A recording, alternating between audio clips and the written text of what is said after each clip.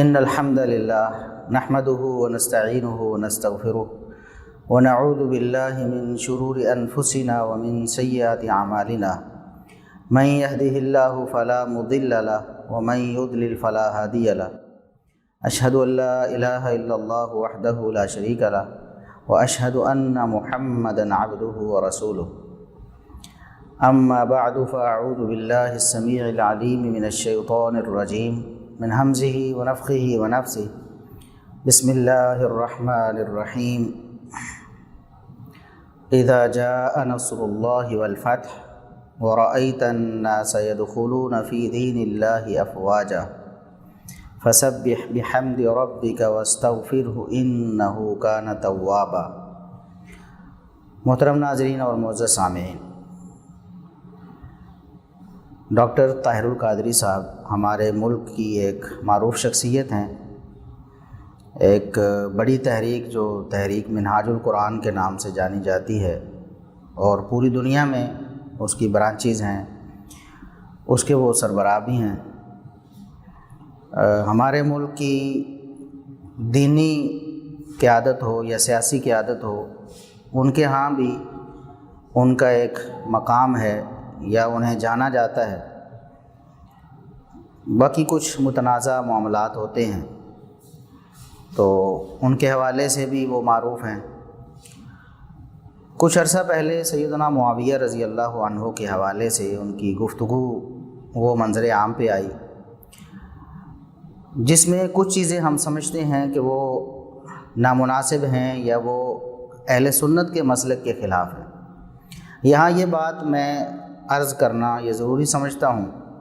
کہ بعض لوگ، یا شاید جس طرح پہلے ہمارے ذہن میں بھی ایک بات آئی کہ شاید ڈاکٹر طاہر القادری صاحب کا نظریہ سیدنا معاویہ رضی اللہ عنہ کے حوالے سے بالکل وہی ہے جو روافض کا ہے، لیکن ایسی بات نہیں ہے۔ کچھ ان کے جو ویڈیو کلپس ہیں یا کچھ تقاریر ہیں، ان میں وہ یہ بات برملا اس کا اظہار کرتے ہیں کہ سیدنا معاویہ رضی اللہ عنہ ایک صحابی ہیں، ان کی عزت اور تکریم کرنا یہ ضروری اور فرض ہے۔ تو اس لیے ہم ان کو اس طرح نہیں کہہ سکتے کہ ان کا نظریہ سیدنا معاویہ رضی اللہ عنہ کے حوالے سے بالکل شیعہ والا ہے۔ البتہ کچھ چیزیں ہیں جو ہم بطور خیرخواہی ڈاکٹر صاحب کے سامنے بھی اور پوری امت مسلمہ کے سامنے رکھنا چاہتے ہیں، کیونکہ ڈاکٹر صاحب کا ایک حلقہ احباب ہے، جہاں جہاں تک ان کی بات پہنچتی ہے لوگ اس بات کو اوتھینٹک سمجھتے ہیں۔ تو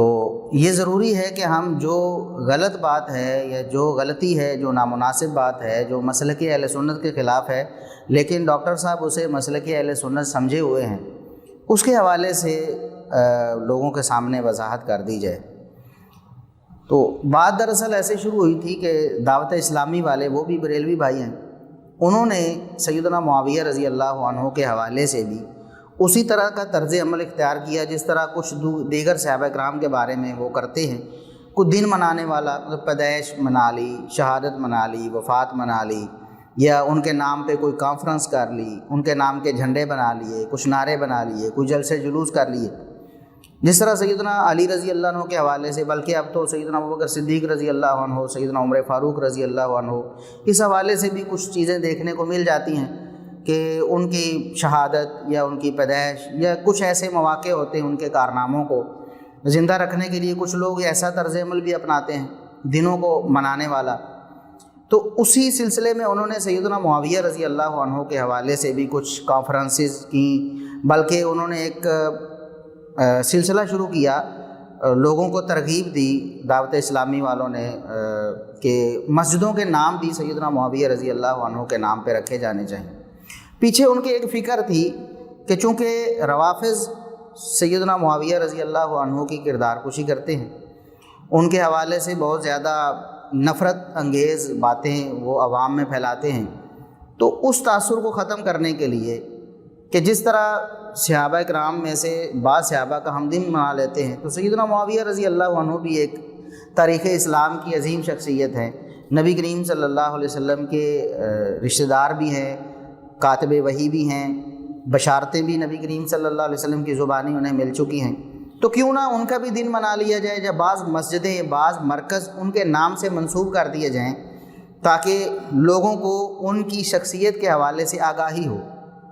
اس بات پر انہوں نے برا منایا ڈاکٹر طاہر القادری صاحب نے، تو انہوں نے اس موقع پر ایک تقریر کی۔ اگرچہ ڈاکٹر صاحب اب یہ سمجھتے ہیں کہ اس موضوع کو نہیں کھولنا چاہیے، انہوں نے اس بات کا اظہار بھی کیا ہے، اپنے جو تحریک سے وابستہ علماء و مشائخ ہیں ان کو بھی نصیحت کی ہے کہ میری یہ نصیحت ہے کہ آپ نے کبھی بھی اس موضوع پر لب کشائی نہیں کرنی، اس موضوع کو اپنا مطلب گفتگو کا محور نہیں بنانا۔ مشاجرات صحابہ سے چونکہ اس کا تعلق ہے، لہٰذا اعتدال پر رہنا بہت مشکل ہے۔ ہو سکتا ہے کہ آپ اس طرف گر جائیں، ہو سکتا ہے آپ اس طرف گر جائیں۔ وہ خود کہتے ہیں کہ یہ تلوار کی ایک دھار ہے جس پر گزرنا جو ہے، جس پر سے گزرنا بہت مشکل ہے۔ تو اب وہ نصیحت کرتے ہیں، لیکن انہوں نے جو باتیں کر دی ہیں ان میں سے بعض باتیں ایسی ہیں کہ انہیں سن کر لوگ دوسری طرف چلے جائیں گے، جس سے خود ڈاکٹر صاحب لوگوں کو روکنا چاہتے ہیں کہ اب آئندہ اس موضوع پہ بات نہ کی جائے، ورنہ یا آپ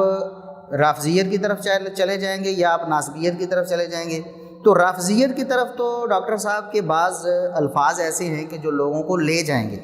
اس لیے ان چیزوں کو ہم آج ڈسکس کریں گے۔ سب سے پہلے تو انہوں نے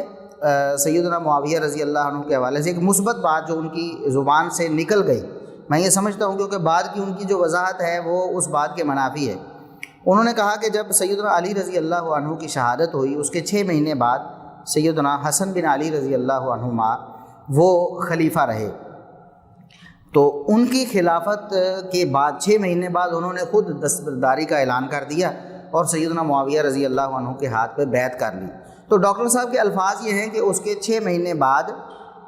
سیدنا حسن بن علی رضی اللہ عنہما کے صلح کرنے پر اور مسلمانوں کے اجتماعی فیصلے کی بنا پر سیدنا معاویہ رضی اللہ عنہ خلیفہ ہو گئے۔ ڈاکٹر صاحب کہتے ہیں کہ سیدنا معاویہ رضی اللہ عنہ خلیفہ بن گئے، لیکن اس کے بعد جو بات انہوں نے کی ہے وہ محل نظر ہے۔ وہ کہتے ہیں کہ پھر یہ جب 30 سال پورے ہوئے سیدنا حسن بن علی رضی اللہ عنہ پر، تو خلافت راشدہ ختم ہو گئی۔ 2 سال بعد کو امام حسن بصری، تو آخری 3 سالوں کے بعد مولا علی المرتضیٰ شہید ہو گئے، اور سن 40 میں آپ کی شہادت کے ساتھ اس پورے علاقے میں اقتدار بنو امیہ کے پاس آ گیا، چونکہ 6 بار امام حسن مجتبی رضی اللہ تعالیٰ عنہ خلیفہ راشد رہے، صحابہ کرام اور شورائے مدینہ کے انتخاب کے مطابق، اور آپ نے امت کے افتراق کو ختم کرنے کے لیے کہ یکجہتی ہو جائے دست برداری کا اعلان فرما دیا۔ اس کے بعد حضرت امیر معاویہ رضی اللہ تعالیٰ عنہ وہ پھر افتراق ختم ہوا تو اجتماعی طور پر خلیفہ ہو گئے، اور ایک ہی حکومت پورے عالم اسلام پہ قائم ہو گئی اور خلافت راشدہ ختم ہو گئی۔ یہ بات ان کی محل نظر ہے۔ خلافت تو انہوں نے مان لی کہ سیدنا معاویہ رضی اللہ عنہ خلیفہ بن گئے، تو چونکہ خلیفہ بن گئے تو ان کا جتنا بھی دور اقتدار ہے وہ خلافت ہوا۔ اب بات رہ گئی کہ وہ خلافت راشدہ تھی یا نہیں تھی۔ اب ڈاکٹر صاحب نے ایک حدیث پڑھی ہے، اس حدیث کے الفاظ یہ ہیں کہ الخلافت بعدی 60 سنۃ، خلافت 30 سنۃ، الخلافت بعدی 30 سنۃ، میرے بعد نبی کریم صلی اللہ علیہ وسلم نے فرمایا میرے دنیا سے چلے جانے کے بعد 30 سال خلافت رہے گی۔ اس حدیث کو وہ دلیل بناتے ہیں خلافت راشدہ کے ختم ہونے پر، حالانکہ ڈاکٹر صاحب بھی اس بات کو سمجھتے ہیں، تمام سامعین اور ناظرین بھی سمجھیں گے کہ جب حدیث میں یہ الفاظ آئے کہ الخلافت بعدی 30 سنۃ، میرے بعد خلافت جو ہے وہ 30 سال ہے، تو پھر یہ کہنا کہ نبی کریم صلی اللہ علیہ وسلم کے 30 سال بعد خلافت راشدہ ختم ہوگی، ویسے خلافت جاری رہی، تو بظاہر تو یہ بات بھی اس حدیث کے خلاف نظر آتی ہے۔ تو جو صحیح بات ہے اس حدیث کے مطلب اس کو سمجھنے کے لیے کہ میرے بعد خلافت کا جو اول دور ہے وہ 30 سال ہے، وہ اول دور 30 سال پہ ختم ہو گیا سیدنا حسن بن علی رضی اللہ عنہما پہ، اس کے بعد دوسرا دور شروع ہوا سیدنا معاویہ رضی اللہ عنہ کا، اور اسی لیے ڈاکٹر صاحب بھی یہ کہنے پر مجبور ہوئے کہ سیدنا معاویہ رضی اللہ عنہ کا دور خلافت کا دور تھا۔ اب آگے ہے راشدہ، ایسی خلافت جو درست ہو، انصاف پہ مبنی ہو، نیکی تقوی کے احکام پر مبنی ہو، اسلامی شریعت پر استوار ہو، اس کو کہتے ہیں راشدہ۔ آپ دیکھ لیں کہ سیدنا معاویہ رضی اللہ عنہ کا 20 سالہ جو دور ہے، صحابہ کرام بھی اس بات کے اقراری ہیں کہ سیدنا معاویہ رضی اللہ عنہ کا جو دور تھا وہ خلافت راشدہ کا دور تھا، وہ غیر راشدہ نہیں تھا۔ اس حوالے سے المعجم الکبیر طبرانی کی 11138 نمبر 1138 نمبر جو حدیث ہے اس کی سند بھی حسن ہے۔ نبی کریم صلی اللہ علیہ وسلم نے ارشاد فرمایا، میرے بعد میرا زمانہ نبوت و رحمت کا زمانہ ہے، میرے بعد جو زمانہ آئے گا وہ خلافت و رحمت کا زمانہ ہے، اس کے بعد جو زمانہ آئے گا وہ ملک و رحمت کا زمانہ ہے، اس کے بعد جو زمانہ آئے گا وہ امارت و رحمت کا زمانہ ہے۔ تو نبی کریم صلی اللہ علیہ وسلم نے اپنے بعد جو خلافت کا اول دور ہے اس کا ذکر کیا کہ وہ 30 سال، جس طرح دوسری حدیث میں آیا، تو یہاں آپ صلی اللہ علیہ وسلم نے فرمایا اس کو خلافت و رحمت، اس کے بعد فرمایا ملک و رحمت، اس کے بعد فرمایا یہ جو امارت و رحمت ہے۔ تو رحمت والا دور نبی کریم صلی اللہ علیہ وسلم کا بھی تھا، سیدنا ابوبکر و عمر عثمان و علی رضی اللہ عنہ کا بھی تھا، اس کے بعد سیدنا معاویہ رضی اللہ عنہ کا بھی تھا۔ یہ بات تو نبی کریم صلی اللہ علیہ وسلم کے فرامین سے بھی ثابت ہے۔ اسی طرح صحیح بخاری مسلم وغیرہ میں جو حدیث آتی ہے، نبی کریم صلی اللہ علیہ وسلم نے فرمایا کہ اس امت میں، میری امت میں 12 خلفاء ہوں گے، ان خلفاء کے دور میں اسلام غلبے میں رہے گا۔ اب اس میں تو علماء کی اور شارحین حدیث کی آراء مختلف ہیں، ان کا اختلاف ہو گیا کہ وہ 12 خلفاء کون ہیں، کیا نبی کریم صلی اللہ علیہ وسلم کے بعد مسلسل 12 ہیں، یا پھر نبی کریم صلی اللہ علیہ وسلم کے بعد 4 یا 5 آئیں گے، اس کے بعد پھر انقطاع ہو جائے گا یا اس کے بعد آئیں گے۔ لیکن حدیث کے جو الفاظ ہیں وہ بالکل واضح ہیں، کیونکہ نبی کریم صلی اللہ علیہ وسلم نے فرمایا کہ یکون الاسلام عزیزاً الی 12 خلیفتاً، کہ اسلام غالب رہے گا 12 خلفاء تک۔ یہ جو الہ کا لفظ ہے نا، تک، یہ اس چیز کا تقاضا کرتا ہے کہ اس میں تسلسل ہو۔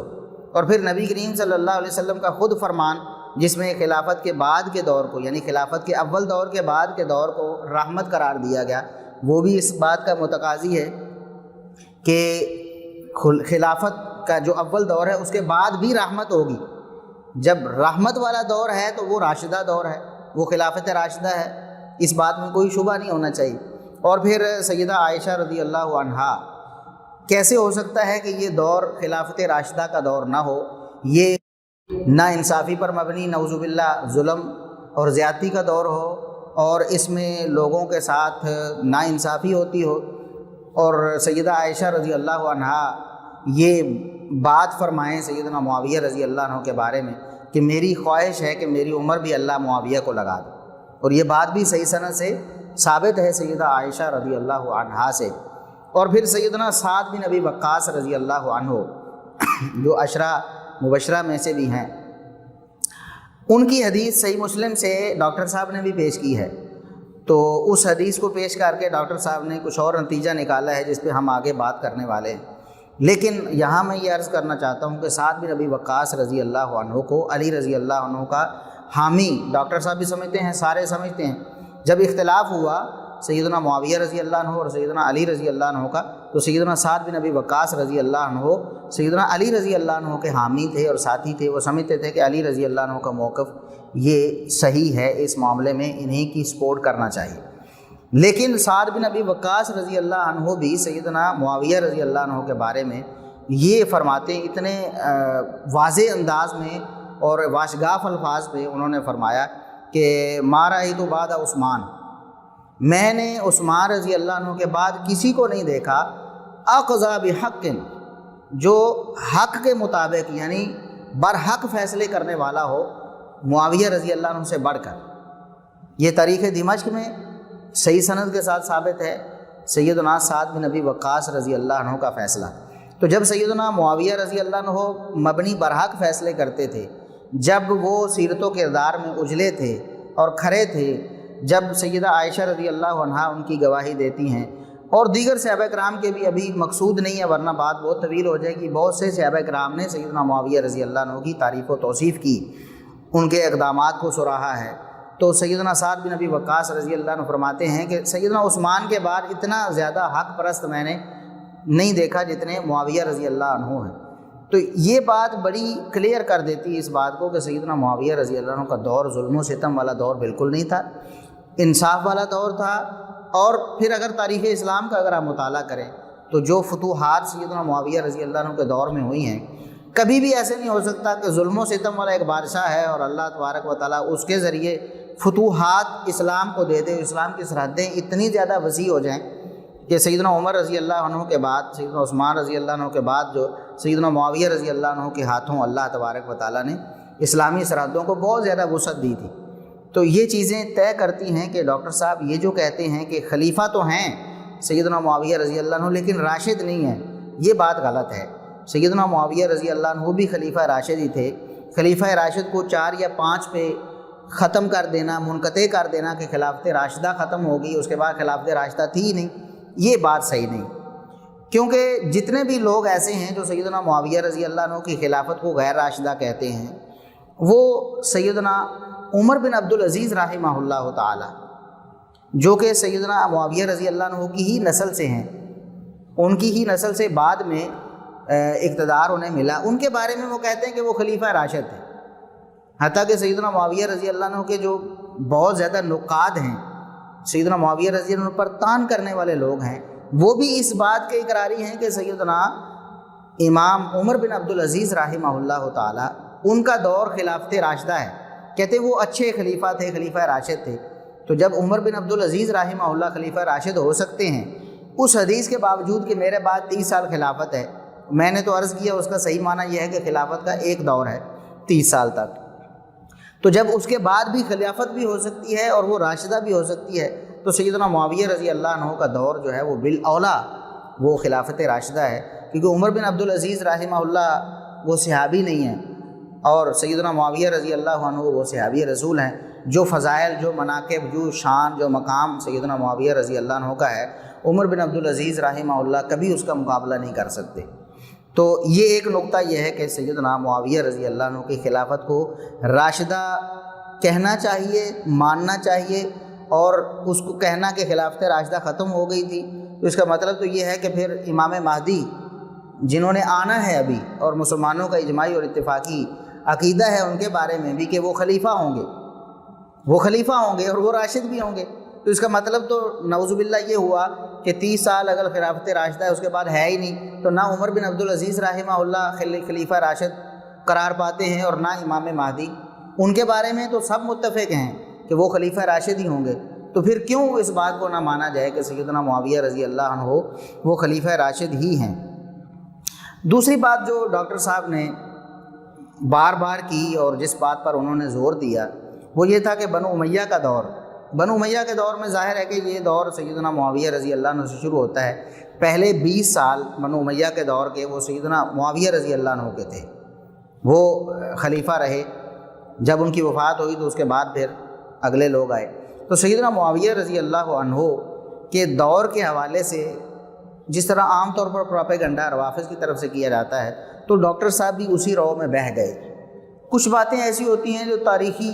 طور پر اسی طرح نقل ہوتی آتی ہیں، کوئی بندہ غور نہیں کرتا ان پر، اس کے دلائل کو نہیں دیکھتا کہ اس کے بارے میں کوئی دلائل ہیں یا نہیں، یا پھر پروپیگنڈے کا شکار ہو جاتا ہے۔ جس طرح میں آگے عرض کروں گا کہ ڈاکٹر صاحب بھی ایک حدیث کا صاف غلط ترجمہ کر گئے، شاید ان کے ذہن میں ایک تھیم بنا ہوا تھا تو انہوں نے حدیث کا بھی اسی کے مطابق ڈھالنے کی کوشش کی۔ تو انہوں نے یہ جو بات کی ہے کہ بنو امیہ کے دور میں ممبروں پر سیدنا علی رضی اللہ عنہ پر سب و شتم کیا جاتا تھا، نعوذ باللہ سیدنا علی رضی اللہ عنہ کو گالیاں بکی جاتی تھیں بنو امیہ کے دور میں۔ اب بنو امیہ کے دور میں جو چونکہ مسلسل ان کی جنگیں ہوگی، جنگ صفین سمیت سیدنا علی اور مرتضیٰ کے خلاف، تو بنو امیہ کے دور میں جو حکمران تھے، جو گورنر تھے، اور پھر ان کے ایس پی تھے، جو ان کے ڈی ایس پی تھے، جو ان کے ایس ایچ او تھے، جو ان کے چھوٹے موٹے افسران تھے، ماتحتان، وہ سارے کے سارے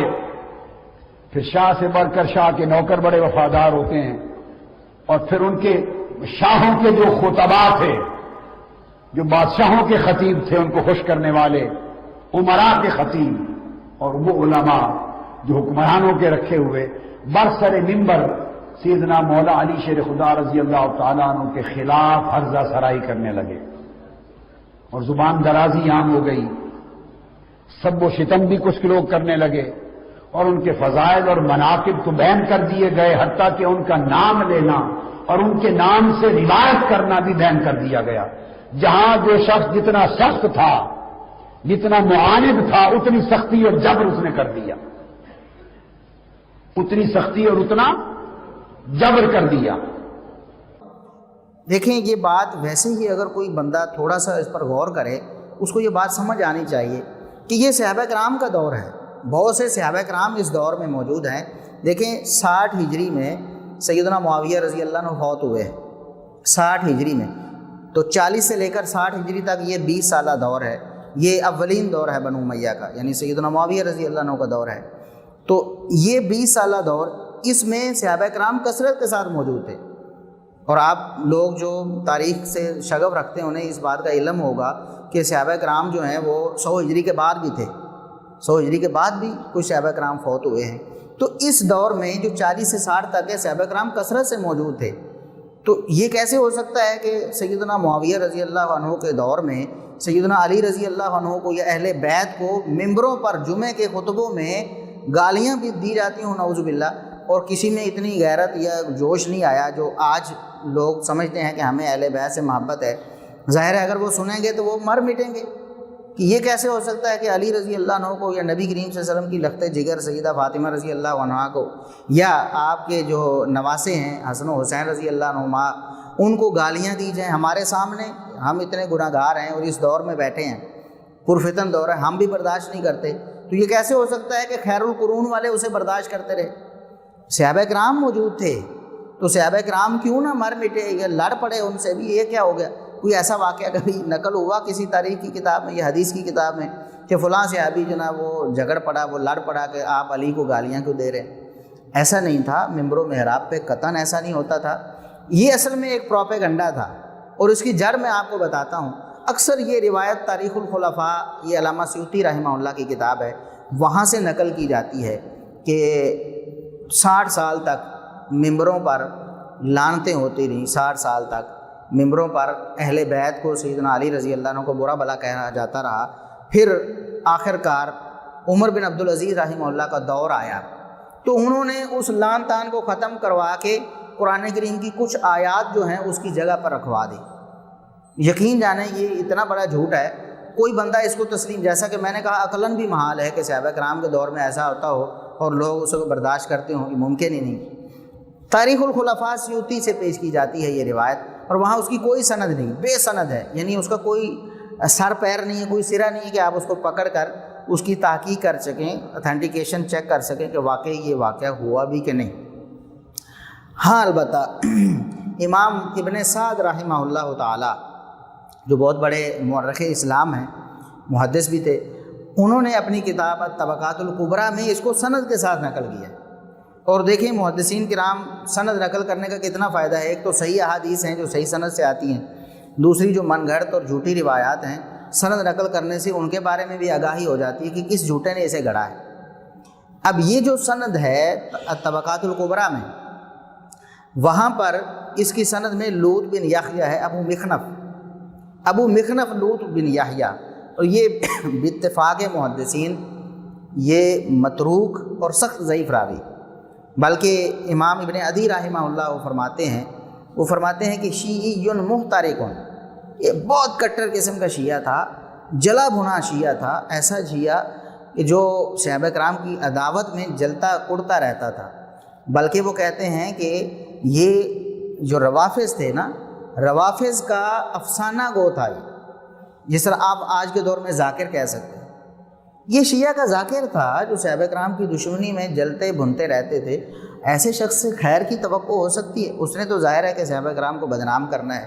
یہ ہے وہ بنیاد جس بنیاد پر یہ پروپیگنڈا آپ تاریخ کی کتابوں میں پڑھتے رہے اور بار بار ممبر و محراب سے آپ سنتے رہے، بعض لوگوں کے ممبر و محراب سے، کہ سیدنا علی رضی اللہ عنہ کو 60 سال ممبروں پر گالیاں دی جاتی ہیں۔ ایسا قطعاً نہیں ہے، بالکل غلط بات ہے۔ اور ڈاکٹر صاحب نے بھی اس بات کو پیش کیا کہ بنو امیہ کے دور میں صحابہ کرام موجود بھی تھے، اس کے باوجود سیدنا علی رضی اللہ عنہ اور اہل بیت کو نعوذ باللہ سب و شتم اور برا بھلا ممبروں پر کہا جاتا تھا۔ یہ بالکل بے حقیقت بات ہے، اس کی کوئی حقیقت نہیں ہے۔ اور ایک اور بات جو ڈاکٹر صاحب نے یہاں کی ہے وہ کہ بنو امیہ کے دور میں جو گورنر تھے یا جو حکام تھے انہوں نے اتنی زیادہ سختی کی ہوئی تھی اہل بیت کے حوالے سے، ان کا نام بھی سننا برداشت نہیں کرتے تھے۔ ایون کہ کوئی شخص اگر اہل بیت کا نام لیتا تو اس کو سزائیں ملتی تھی۔ سیدنا علی رضی اللہ عنہ کی شان بیان کرتا تو اس کی زبان کو روکا جاتا تھا، اس کو سزا دی جاتی تھی۔ ڈاکٹر صاحب کے الفاظ یہ ہیں کہ فضائل و مناقب تو علی رضی اللہ عنہ کے بین کر دیے گئے تھے، اور صرف فضائل و مناقب بین نہیں کیے گئے بلکہ علی رضی اللہ عنہ کا نام لینا بھی بین کر دیا گیا تھا، نام لینے پر بھی پابندی تھی۔ تو میں پہلے تو یہ عرض کرتا ہوں کہ جو روایت، جو اسپیسیفک روایت اس حوالے سے پیش کی جاتی ہے، پہلے تو اس کا حال میں بیان کرتا ہوں، بعد میں جو صحیح مسلم کی ایک حدیث سے غلط ترجمہ کر کے، اس کی غلط ترجمانی کر کے ڈاکٹر صاحب نے کوشش کی ہے کشید کرنے کی، اس پہ بھی بات کرتے ہیں۔ سب سے پہلے جو روایت اسپیسیفک اس حوالے سے ہے وہ ہے حسن بصری رحمہ اللہ تعالیٰ کی طرف منسوب۔ یہ تہذیب الکمال علامہ مزی رحمہ اللہ نے سند کے ساتھ نقل کی ہے کہ حسن بصری رحمہ اللہ ان سے یہ قول منسوب کیا گیا ہے کہ انہوں نے کہا کہ میں ایسے زمانے میں ہوں کہ یہاں میں علی رضی اللہ عنہ کا نام لینا جو ہے نا وہ افورڈ نہیں کر سکتا۔ سیدنا علی رضی اللہ عنہ کا نام لینا میرے لیے ممکن نہیں ہے، لہٰذا میں مرسل روایات پیش کرتا ہوں۔ وہ کہتے ہیں کہ میں نبی کریم صلی اللہ علیہ وسلم سے روایات کر رہا ہوتا ہوں، آپ بھی سوچتے ہوں گے کہ یہ کیوں، کیونکہ میری تو ملاقات نہیں ہے نبی کریم صلی اللہ علیہ وسلم سے، میں تو صحابی نہیں ہوں، پھر ڈائریکٹ کیوں بیان کرتا ہوں؟ تو کہتے ہیں کہ وہ جتنی بھی روایات میں ڈائریکٹ نبی صلی اللہ علیہ وسلم سے منسوب کرتا ہوں وہ ساری روایت علی رضی اللہ عنہ کے واسطے سے ہیں، تو پھر وہ واسطہ میں کیوں ذکر نہیں کرتا؟ اس لیے کہ میرا دور ایسا ہے کہ میں اس دور میں علی رضی اللہ عنہ کا نام بھی نہیں لے سکتا۔ تو یہ ایک روایت ہے۔ اب اس کی اگر سند دیکھیں، اب دیکھیں نا کہ علامہ مزی رحمہ اللہ نے اگر یہ روایت نقل کی ہے، اس کے پیچھے سند نقل کی، اس کا کیا فائدہ تھا؟ ویسے ہی کتاب کو ضخیم بنانا تھا کہ راویوں کے نام لکھ کر جوڑ دینے اور لمبا کر دینا، کتاب کو بڑا کر دینا، نہیں، بلکہ اس کا پیچھے ایک مقصد تھا۔ یہ ایک فن ہے ایسا جو اسلام کی امتیازی ایک شان ہے۔ سند امام عبداللہ بن مبارک رحمہ اللہ کا جو قول امام مسلم رحمہ اللہ نے اپنے صحیح مسلم کے مقدمے میں پیش کیا ہے، وہ بہت بنیادی اور بہت اساسی ایک حیثیت رکھتا ہے اسلام کے جو شرعی احکام ہم تک منتقل ہوئے ہیں ان کے حوالے سے۔ وہ فرماتے ہیں کہ الاسناد من الدین لولا الاسناد لقال من شاء ما شاء۔ سند تو ہمارا دین ہے، سند ہی ہماری شریعت ہے، ہم سند ہی کے مطابق اپنا جو دین اخذ کرتے ہیں۔ اگر سند نہ ہوتی تو جو کہنے والا جو چاہتا کہہ جاتا، پھر تو ہم اس کو ماننے کے پابند تھے، بس کہنے والے نے کہہ دیا تو ہم نے مان لیا۔ سند ایسی چیز ہے جس نے کہنے والوں کو روک دیا، سننے والوں کو متنبہ کر دیا کہ آپ نے ہر بات کو نہیں لینا۔ تو امام مزی رحمہ اللہ تعالیٰ نے پیچھے سند نقل کی ہے، اس میں ایک راوی عطیہ بن محارب، وہ کون ہے؟ جو لوگ ان روایات سے استدلال کرتے ہیں ان کی ذمہ داری ہے کہ عطیہ بن محارب کے بارے میں بتائیں کہ یہ کون ہے، اس کے حالات زندگی کہاں ہیں، وہ سیکھا تھا، سچا تھا، واقعی قابل اعتبار تھا، تو اس کے حالات زندگی پیش کرے۔ اسی طرح ایک اور راوی ہیں سمامہ بن عبید، ان کے بھی حالات ہمیں چاہیے، کیونکہ ہم نے اس کی ایک بات کو تسلیم کرنا ہے جو اس نے بیان کی ہوئی ہے، اور بات بھی کوئی چھوٹی موٹی نہیں کہ علی رضی اللہ عنہ کے نام لینے پر پابندی تھی۔ اور صحابہ کے دور میں سعید بن مسیب تابعی ہیں، بہت سے صحابہ کرام سے ان کی ملاقاتیں ہیں، ان سے روایات انہوں نے سنی ہوئی ہیں۔ اسی طرح حسن بصری رحمہ اللہ تعالیٰ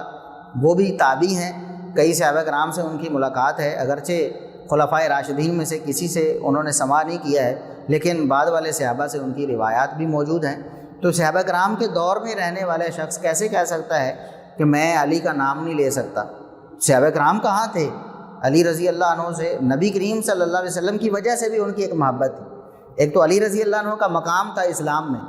اور ایک نبی کریم صلی اللہ علیہ وسلم کی رشتہ داری ہے کہ علی رضی اللہ عنہ آپ کے داماد ہیں، حسن و حسین کے بابا ہیں، سیدہ فاطمہ رضی اللہ عنہا کے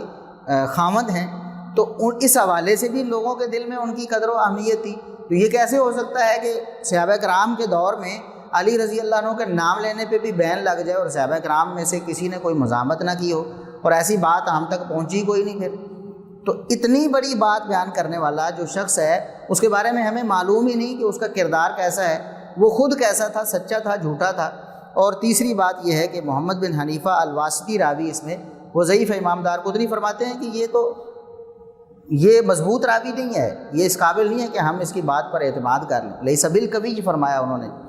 تو یہ 3 علتیں اس سند میں ہیں جس سند میں اسپیسیفکلی یہ الفاظ موجود ہیں کہ علی رضی اللہ عنہ کا نام لینے پر گویا کہ نعوذ باللہ پابندی تھی بنو امیہ کے دور میں۔ ایک بات۔ دوسری بات جو ڈاکٹر صاحب نے صحیح مسلم سے کشید کرنے کی کوشش کی ہے، انہوں نے صحیح مسلم کی 2404 نمبر 2404 نمبر روایت پیش کی اور کہا کہ میں یہ جو کہہ رہا ہوں نا کہ علی رضی اللہ عنہ کا نام لینے پر پابندی تھی یا ان کے فضائل و مناقب بیان کرنے پر پابندی تھی، تو یہ کہتے ہیں میں صحیح مسلم سے آپ کو ثابت کرتا ہوں، اور جن الفاظ پر ان کا مدار ہے یا جن الفاظ سے انہوں نے یہ کشید کرنے کی کوشش کی ہے ان الفاظ کا ترجمہ بالکل غلط کیا ہے۔ اور ہم یہاں آپ کے سامنے کوشش کریں گے کہ بریلوی جو علماء ہیں انہوں نے جو ترجمہ کیا ہے صحیح مسلم کی اس حدیث کا وہ بھی آپ کے سامنے رکھ دیں، اور جو ڈاکٹر صاحب نے کیا ہے وہ بھی آپ دیکھ لیں۔ لغت کے اعتبار سے آپ دیکھیں، صرف و نحو کے اعتبار سے دیکھیں، کسی اعتبار سے بھی وہ ترجمہ بالکل غلط ہے۔ اب یہ جو بنیادی بات میں نے عرض کی، اس پر اب صحیح مسلم کی حدیث کوٹ کر رہا ہوں، جس سے یہ اسٹیبلش کرنا چاہتا ہوں کہ مرسلن کیوں روایت کی، وہ حضرت علی کی روایتوں میں ان کا نام کیوں نہ لیا۔ امام مسلم صحیح میں روایت کرتے ہیں، الجامع الصحیح میں حضرت سعید بن المسیب سے مروی ہے، اور وہ عامر بن سعد بن ابی وقاص سے روایت کرتے ہیں، اور وہ حضرت سعد بن ابی وقاص رضی اللہ تعالیٰ عنہ سے روایت کرتے ہیں۔ انہوں نے کہا، یہ بات سننے والی صحیح مسلم میں کتاب المناقب اٹھا کے دیکھیے، کتاب فضائل الصحابہ، باب من فضائل علی بن ابی طالب، اور حدیث نمبر 2404 کوٹ کر رہا ہوں صحیح مسلم کی۔ فرماتے ہیں کہ انہوں نے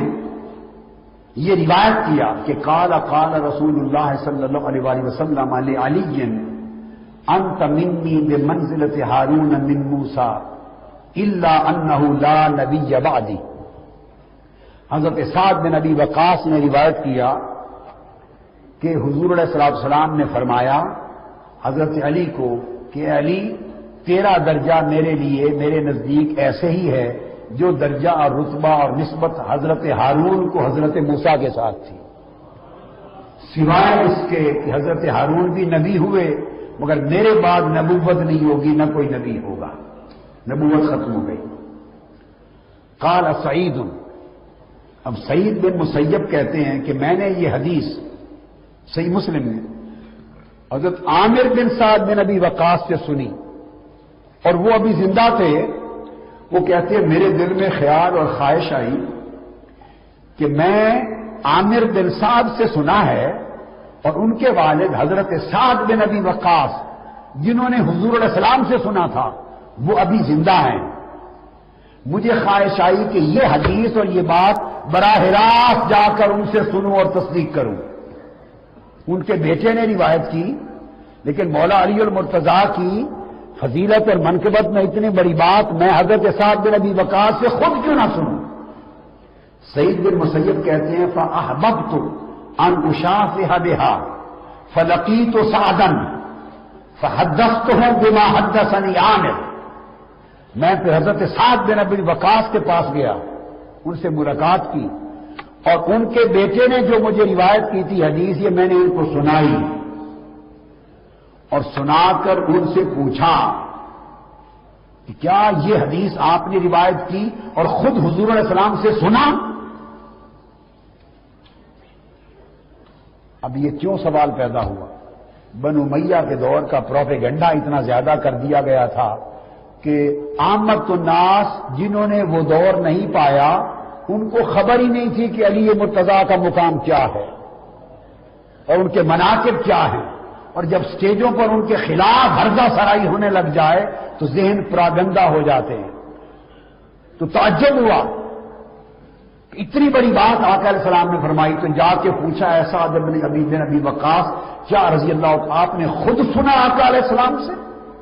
آگے امام مسلم روایت کرتے ہیں فقال انا سمعتہ کہا ہاں میں نے خود سنا آقا کی زبان اقدس سے. آگے سعید ابن مسیب روایت کرتے ہیں فقلت انت سمعتہ، کیا واقعی آپ نے خود سنا ہے حضور سے؟ اس سے اس پورے حدیث کے مضمون سے آپ اس ایٹموسفیئر کا اندازہ کر لیں، ماحول کیا ہوگا. کیا بات تھی پس منظر میں کہ جو ان کو وہاں سے اٹھا کے سعد بن ابی وقاص تک براہ راست لے آئی، ان سے پوچھا اور ایک بار ان کی تصدیق کرنے پر پھر پوچھتے ہیں کیا واقعی آپ نے حضور سے خود سنا؟ اب یہ جو سوال ہے یہ پورے پس منظر اور ماحول کو، ایٹموسفیئر کو واضح کر رہا ہے. فقال دوبارہ فوادہ آگے سنی فوادہ اصبعیہ علی اذنیہ. بنو امیہ کا زمانہ تھا، بنو امیہ کا. انہوں نے اپنے دونوں انگلیاں اپنے کانوں پہ رکھ دی، کانوں پہ رکھ دی. فقال نعم، انہوں نے کہا ہاں میں نے خود آقا علیہ السلام سے سنا. اور انگلیاں کانوں پر رکھ کر نہ الا فاستقطع، بس جیسے کسی کو کہتے ہیں نا چپ کر جا. حالات نہیں ہیں اس کو بات کھولنے کے، زیادہ کرنے کے، چونکہ وہ تو اگر حسین کا سر قلم ہو سکتا ہے تو اور باقی کیا رہ جاتا ہے. علی اکبر و علی اصغر کا سر قلم ہو سکتا ہے اور 70 سر اگر نیزے میں چڑھائے جا سکتے ہیں تو باقی کیا رہ گیا ہے. اور منبروں پر اگر گالیاں نکالی جا سکتی ہیں تو کس کو بچایا جا سکتا ہے؟ فرمایا انگلی ہاتھ رکھ کر فرمایا چپ کر. یہ میں نے صحیح مسلم سے کوٹ کی ہے حدیث. تو انہوں نے صحیح مسلم کی جو حدیث پیش کی اس میں یہ تھا کہ سیدنا سعد بن ابی وقاص رضی اللہ عنہ انہوں نے سیدنا علی رضی اللہ عنہ کی شان میں حدیث بیان کی. ان سے ان کے بیٹے عامر بن سعد نے وہ حدیث نقل کی. وہ حدیث عامر بن سعد سے سیدنا سعید بن مسیب رحمہ اللہ تعالیٰ کو پہنچی. سعید بن مسیب رحمہ اللہ تعالیٰ وہ حدیث عامر بن سعد سے سننے کے بعد، چونکہ عامر بن سعد نے سعد بن ابی وقاص رضی اللہ عنہ کے بیٹے تھے، انہوں نے حدیث بیان کرتے ہوئے بتایا تھا کہ مجھے یہ حدیث میرے والد سعد بن ابی وقاص رضی اللہ عنہ نے بیان کی. تو سعید بن مسیب رحمہ اللہ کے دل میں شوق آیا کہ کیوں نہ میں اس حدیث کو خود جا کے سیدنا علی رضی اللہ عنہ سے سن لوں. اور یہ بات جو حدیث کے میدان میں جو لوگ طالب علم بھی ہیں وہ بھی جانتے ہیں، علماء تو خیر بخوبی جانتے ہیں کہ عالی سند کا عالی ہونا، اس کی تلاش کے لیے محدثین بہت کوشش کرتے تھے شروع سے ہی. عالی سند کا مطلب یہ ہے کہ جس سند میں نبی کریم صلی اللہ علیہ وسلم تک واسطے کم ہوں. اب سعید بن مسیب نے عامر بن سعد سے سنا، عامر بن سعد سعد بن ابی وقاص سے بیان کرتے ہیں، سعد بن ابی وقاص رسول اللہ صلی اللہ علیہ وسلم سے بیان کرتے ہیں. یوں سعید بن مسیب اور رسول اللہ صلی اللہ علیہ وسلم کے درمیان دو واسطے آ گئے. تو سعید بن مسیب رحمہ اللہ کے دل میں یہ تڑپ پیدا ہوئی کہ میں نبی کریم صلی اللہ علیہ وسلم سے اپنی قربت کیوں نہ کر لوں، ایک واسطہ کام کروں. عامر بن سعد بیان کر رہے اپنے والد سعد بن ابی وقاص سے، چونکہ سعد بن ابی وقاص رضی اللہ عنہ ابھی زندہ ہیں تو کیوں نہ میں یہ حدیث ڈائریکٹ جا کے ان سے سنوں. اس کو کہتے ہیں کہ عالی سند کو طلب کرنا. اور یہ اگر آپ اصول حدیث کی کتابیں پڑھیں اس فن سے متعلقہ تو وہاں آپ کو پتہ چلے گا فلاں محدث نے عالی سند کے لیے یہ کیا، فلاں نے یہ کیا. کوشش اور محنت کرتے تھے تو سعید بن مسیب رحمہ اللہ نے بھی کر لی. اب اس کو کہنا کہ اس دور میں علی رضی اللہ عنہ کے فضائل بیان ہی نہیں ہوتے تھے تو یہ ایک بڑی تعجب خیز بات تھی. تو سعید بن مسیب رحمہ اللہ کو بہت تعجب ہوا کہ ہیں یہ علی رضی اللہ عنہ کی شان ہو سکتی ہے. تو نعوذ باللہ یہ بالکل غلط ہے، یہ تو حدیث میں تعریف کرنے کے مترادف ہے. دیکھیں سعید بن مسیب رحمہ اللہ تابعی ہیں، کئی اور صحابہ سے ان کی روایات موجود ہیں. سعد بن ابی وقاص رضی اللہ عنہ کے علاوہ بھی کئی صحابہ سے وہ حدیثوں کو روایت کرتے ہیں اور ایک جید عالم دین تھے. ان کے بارے میں یہ کہنا کہ بنو امیہ کے پراپیگنڈے کی وجہ سے انہیں فضائل علی کا علم ہی نہیں تھا، تو انہوں نے جب فضائل سنے تو وہ حیران ہو گئے، کہتے کہ مجھے یقین ہی نہیں ہے. نعوذ باللہ یہ بات سعید بن مسیب رحمہ اللہ نے عدم یقین کی وجہ سے نہیں کہی، عدم وثوق کی وجہ سے نہیں کہی، بلکہ اپنی سند کو عالی کرنے کے لیے انہیں کہا. لہٰذا ڈاکٹر صاحب کا یہ کہنا کہ بنو امیہ کی طرف سے سیدنا علی رضی اللہ عنہ کے فضائل و مناقب پہ بین لگا تھا اور پھر ان کا نام لینے پہ بھی بین لگ گیا، تو سعید بن مسیب رحمہ اللہ نے کبھی فضائل سنے ہی نہیں تھے علی رضی اللہ عنہ کے. جب سنے تو وہ حیران ہو گئے کہ یہ کیسے ہو سکتا ہے، میں خود پوچھ کے آتا ہوں. خود پوچھنے جانا یا خود حدیث سننا وہ سند کو عالی کرنے کے لیے تھا. صحابی رسول کی زبانی خود سننے کے لیے تھا، نہ کہ کسی شک کی وجہ سے۔ اور اگلی بات جو مدار ہے ڈاکٹر صاحب کے پورے استدلال کا، کہ بنو امیہ کے دور میں سیدنا علی رضی اللہ عنہ کا نام لینا بھی وہ مشکل تھا، ناممکن تھا، نام لینا گویا کہ جان جوکھوں میں ڈالنے کے مترادف تھا۔ وہ صحیح مسلم کی اسی حدیث کے وہ الفاظ ہیں جو اس حدیث کے آخر میں ہیں کہ جب سعید بن مسیب رحمہ اللہ سیدنا سعد بن ابی وقاص رضی اللہ عنہ کے پاس پہنچے تو انہوں نے جا کر کہا کہ مجھے آپ کے بیٹے نے یہ حدیث بیان کی ہے کہ علی رضی اللہ عنہ کی، جس میں فضیلت تھی کہ علی رضی اللہ عنہ کی میرے ساتھ وہی نسبت ہے جو ہارون کی موسیٰ علیہ السلام کے ساتھ تھی، مگر یہ بات ذہن میں رکھیں کہ میرے بعد نبی کوئی نہیں، کہ یعنی وہ بھی ہارون بھی بھائی تھے، سیدنا علی رضی اللہ عنہ بھی نبی کریم صلی اللہ علیہ وسلم کے چچا زاد بھائی تھے، ہارون علیہ السلام بھی مددگار بنے نبی کریم صلی اللہ علیہ وسلم موسیٰ علیہ السلام کی تبلیغ و اشاعت میں،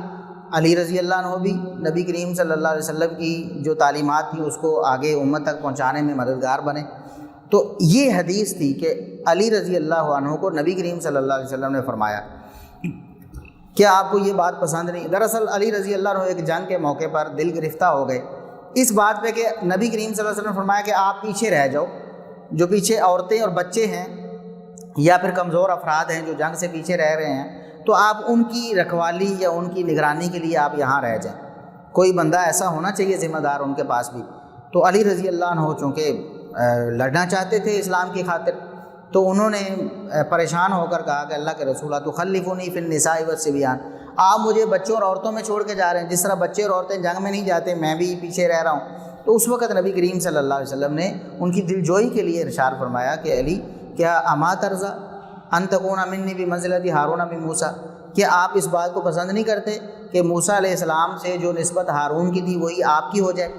کہ ہارون علیہ السلام کو بھی موسیٰ علیہ السلام جب طور پہ گئے تو انہیں پیچھے چھوڑ کے گئے تھے، تو میں آج آپ کو پیچھے چھوڑ کے جا رہا ہوں۔ یہ دراصل ایک حدیث تھی اور اس میں علی رضی اللہ عنہ کی بلا شبہ فضیلت تھی کہ نبی کریم صلی اللہ علیہ وسلم سے انہیں ایک نسبت خاص تھی۔ تو سعید بن مسیب رحمہ اللہ نے جب جا کر پوچھا سعد بن ابی وقاص رضی اللہ عنہ سے کہ یہ حدیث مجھے آپ کے بیٹے نے سنائی ہے، کیا واقعی آپ نے یہ حدیث نبی کریم صلی اللہ علیہ وسلم سے سنی ہے؟ انہوں نے کہا سنی ہے۔ تو انہوں نے پھر دوبارہ تثبت کے لیے، تحقق کے لیے پوچھا کیا واقعی سنی ہے؟ کچھ چیزیں ایسی ہوتی ہیں، یہ میں آگے مثالیں پیش کرنے والا ہوں، ایسی باتیں اور بھی احادیث میں آئی ہیں، لہٰذا اس کو ایشو بنانا کہ سعید بن مسیب مان ہی نہیں رہے تھے، وہ یقین ہی نہیں کر رہے تھے کہ علی رضی اللہ عنہ کی فضیلت ہو سکتی ہے، یہ بالکل غلط ہے۔ اچھا، جب سعید بن مسیب رحمہ اللہ نے ان سے پوچھا کہ آپ نے خود نبی کریم صلی اللہ علیہ وسلم سے یہ حدیث سنی ہے، اس کی ایک وجہ یہ بھی ہو سکتی ہے کہ صحابہ کرام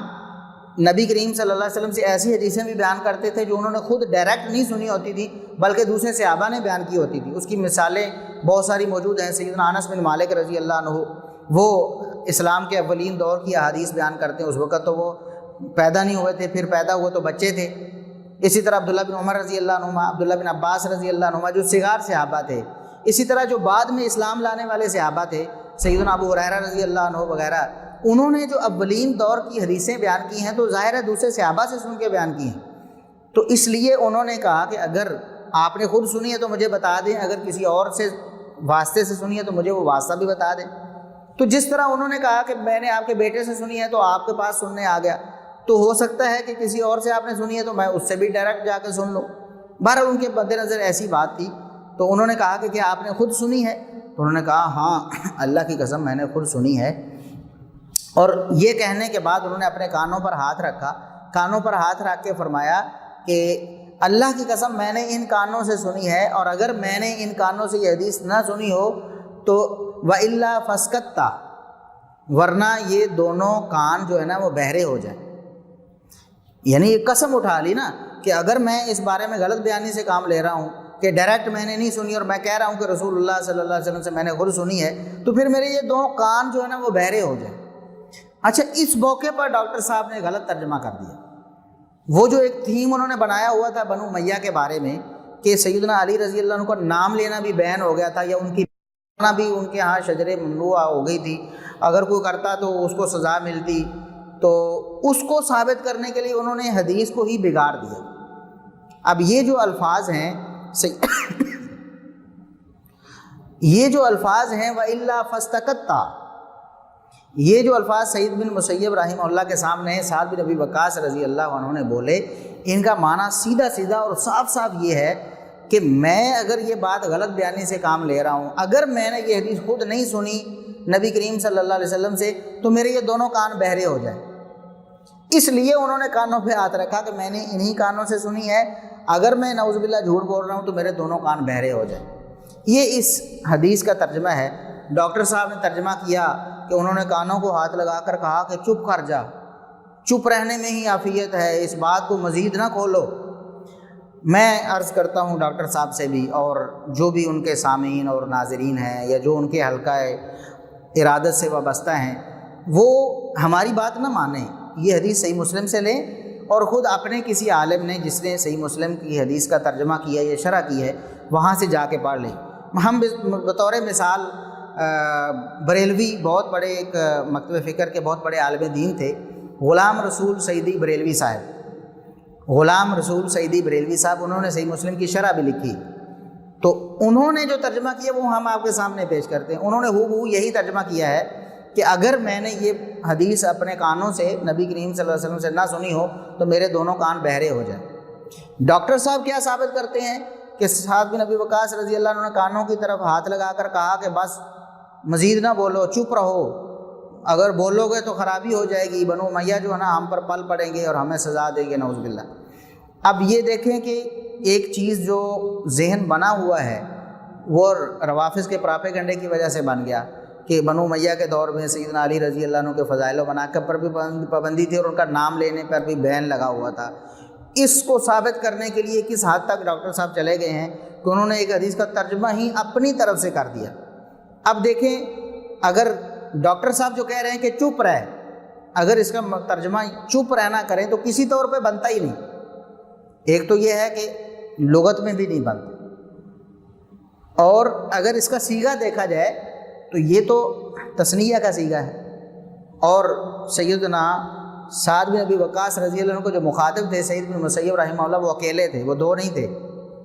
کس طرح ڈاکٹر صاحب نے یہ ترجمہ کر لیا؟ کسی طریقے سے بھی یہ ترجمہ نہیں بنتا، نہ تو شارحین حدیث میں سے کسی نے یہ ترجمہ کیا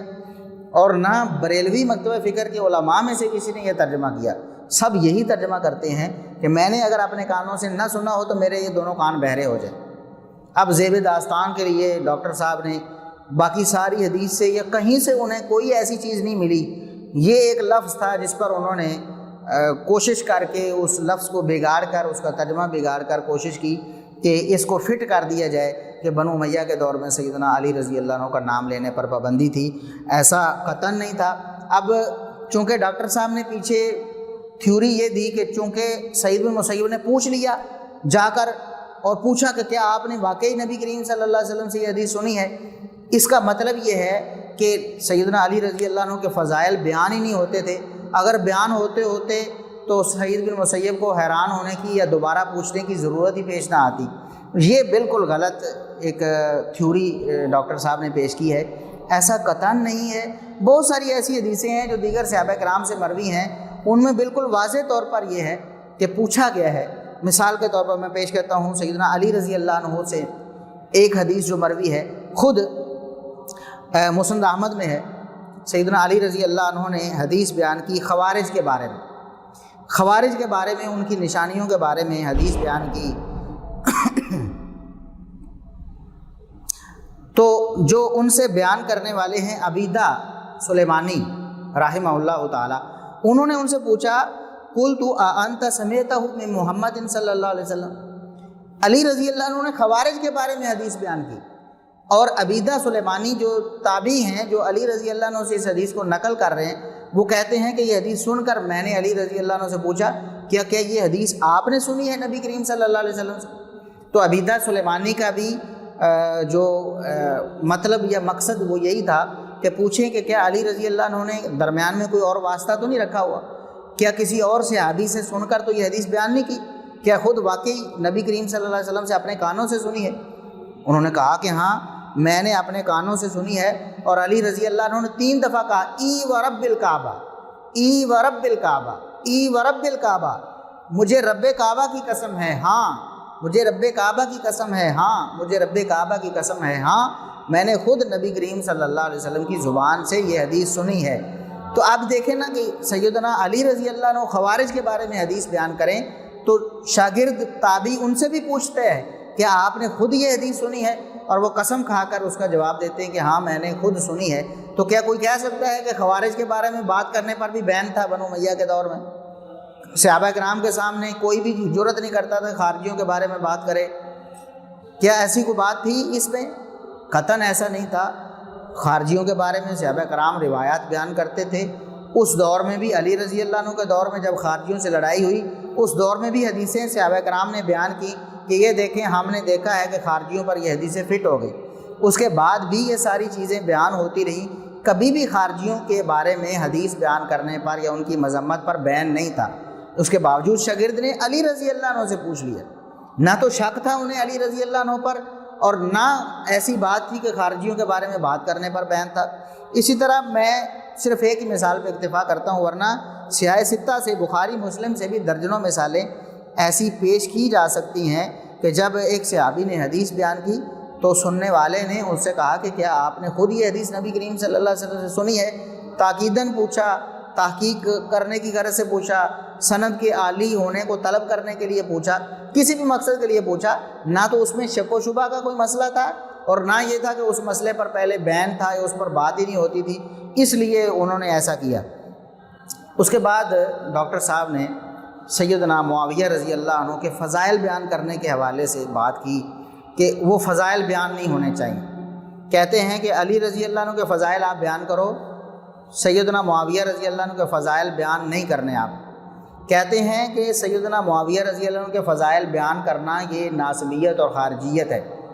کہتے ہیں کہ یہ کیا ہوا، آپ نے یہ کہاں سے عقیدہ لے لیا کہ معاویہ رضی اللہ عنہ کے نام کے جھنڈے بنا لو، ان کے نام کی کانفرنسیں کراؤ، ان کے نام پہ مسجدیں بناؤ؟ کہتے ہیں کہ یہ علی رضی اللہ عنہ کے حق میں یہ توہین ہے، یہ تنقیص ہے، یہ اہل بیت کی حق تلفی ہے کہ معاویہ رضی اللہ عنہ کے فضائل بیان کیے جائیں۔ آج یہ عقیدہ کہاں سے آیا کہ آپ ان کے جھنڈے اٹھا لیں اور ان کے نعرے لگائیں اور مسجد بجائے مسجد علی رکھنے کے ان کے نام پہ رکھے اور ان کی شانوں پر ترانے اور قصیدے گائیں اور ان کے جلسے کرے اور ان کے عرس منائیں اور یوم میلاد منائیں؟ خدا کے لیے مجھے بتا دو، 1300 سال میں یہ عقیدہ میں نے اپنی زندگی میں نہیں دیکھا۔ ہم یہاں بڑی معذرت کے ساتھ عرض کریں گے کہ ڈاکٹر صاحب یہ مسئلہ سیدنا علی رضی اللہ عنہ کی شان یا ان کے مقام کا نہیں ہے کہ آپ کے مد نظر سیدنا علی رضی اللہ عنہ کا مقام ہے، بلکہ یہ تو نعوذ باللہ بغض معاویہ نظر آ رہا ہے۔ یہ حب علی نہیں ہے، یہ بغض معاویہ ہے۔ ہم یہ نہیں کہتے کہ آپ سیدنا معاویہ رضی اللہ عنہ کے حوالے سے بغض رکھتے ہیں، لیکن آپ کے یہ جو الفاظ ہیں یا جو یہ طریقہ کار ہے، اس سے تو سیدنا معاویہ رضی اللہ عنہ کا بغض ہی لوگوں تک پہنچے گا کہ سیدنا معاویہ رضی اللہ عنہ کے بارے میں بات، وہی بات جو آپ بنو امیہ پر تھوپ رہے ہیں کہ بنو امیہ نے علی رضی اللہ عنہ کا نام لینے پر بین لگا دیا، ان کے فضائل و مناقب پہ بین لگا دیا، حالانکہ ایسا کچھ نہیں تھا۔ وہ بات تو آپ ڈیولپ کرنا چاہتے ہیں اس ماحول معاشرے میں کہ سیدنا معاویہ رضی اللہ عنہ کا نام لینے پر بین لگا دیا جائے، نہ ان کے فضائل و مناقب کو بیان کرے، اگر بیان کرے گا تو اس پر ٹپا لگا دیں کہ یہ ناسبی ہے، یہ رافضی، یہ خارجی ہے۔ کیوں سیدنا معاویہ رضی اللہ عنہ کے فضائل بیان کیوں نہ کریں ہم؟ یہ سیدنا علی رضی اللہ عنہ یا اہل بیت میں سے کسی کی حق تلفی نہیں ہے۔ سیدنا علی رضی اللہ عنہ یا اہل بیت جو ہیں ان کے اپنے فضائل اور مناقب ہیں، ان کا اپنا مقام ہے، اور سیدنا معاویہ رضی اللہ عنہ کا اپنا مقام ہے۔ یہ تو بالکل ایسے ہی ہے جیسا کہ روافض سیدنا ابو بکر عمر اور عثمان رضی اللہ عنہم ان کا مقام اور ان کے فضائل بیان نہیں کرتے، نہ وہ سننا چاہتے ہیں۔ وہ بھی ہمیشہ یہ کہتے ہیں کہ ابو بکر عمر اور عثمان کے فضائل بیان کرنا یہ علی رضی اللہ عنہ کی توہین ہے۔ کیوں توہین ہے بھائی؟ علی رضی اللہ عنہ کی شان، ان کا مقام اپنی جگہ پر، ہماری سر آنکھوں پر ہم علی رضی اللہ تعالی عنہ اور اہل بیت کا احترام کرتے ہیں، ان کے جو بھی فضائل و مناقب قرآن و سنت میں ہیں ہم دل و جان سے تسلیم کرتے ہیں، لیکن اس کا یہ مطلب نہیں کہ ہم ابو بکر عمر اور عثمان رضی اللہ عنہ کے فضائل نہ سنیں۔ یا میں دوسرے طریقے سے سمجھاتا ہوں بات کو کہ علی رضی اللہ عنہ کی سیاسی مخالفت کرنے والی جو شخصیات تھیں وہ صرف سیدنا معاویہ رضی اللہ عنہ تو نہیں تھے، سیدنا معاویہ رضی اللہ عنہ سے 1 سال پہلے سیدہ عائشہ رضی اللہ عنہا نے یہی اقدام کیا جو سیدنا معاویہ رضی اللہ عنہ نے 1 سال بعد کیا ہے۔ انہوں نے بھی سیاسی طور پر سیدنا علی رضی اللہ عنہ کے موقف کو تسلیم نہیں کیا اور کہا کہ قصاص عثمان ابھی ہونا چاہیے، اور ان کے ساتھ طلحہ و زبیر رضی اللہ عنہما بھی تھے، یہ عشرہ مبشرہ میں شامل ہیں طلحہ و زبیر رضی اللہ عنہما۔ تو کیا آپ ان کے بارے میں بھی یہ پابندی لگائیں گے کہ طلحہ و زبیر کے فضائل بھی بیان کرنا علی رضی اللہ عنہ کی توہین ہے، یا سیدہ عائشہ رضی اللہ عنہا کے فضائل کا بیان جو ہے وہ علی رضی اللہ عنہ کی توہین ہے؟ تو یہ سیدنا علی رضی اللہ عنہ کی محبت ہرگز نہیں ہے، یہ تو نعوذ باللہ سیدنا معاویہ رضی اللہ عنہ کی توہین و تنقیص ہے کہ ان کے فضائل بیان کرنے پر پابندی لگا دی جائے کہ نہیں قطعاً ان کے فضائل بیان نہیں کرنے۔ کہتے ہیں کہ 1200-1300 سال سے وہ جتنے بھی اہل سنت کے بزرگ ہیں ان میں سے کسی نے ایسا نہیں کیا۔ ہم آگے اس پر بھی بات کرنے والے ہیں کہ کیا واقعی ایسا ہوا۔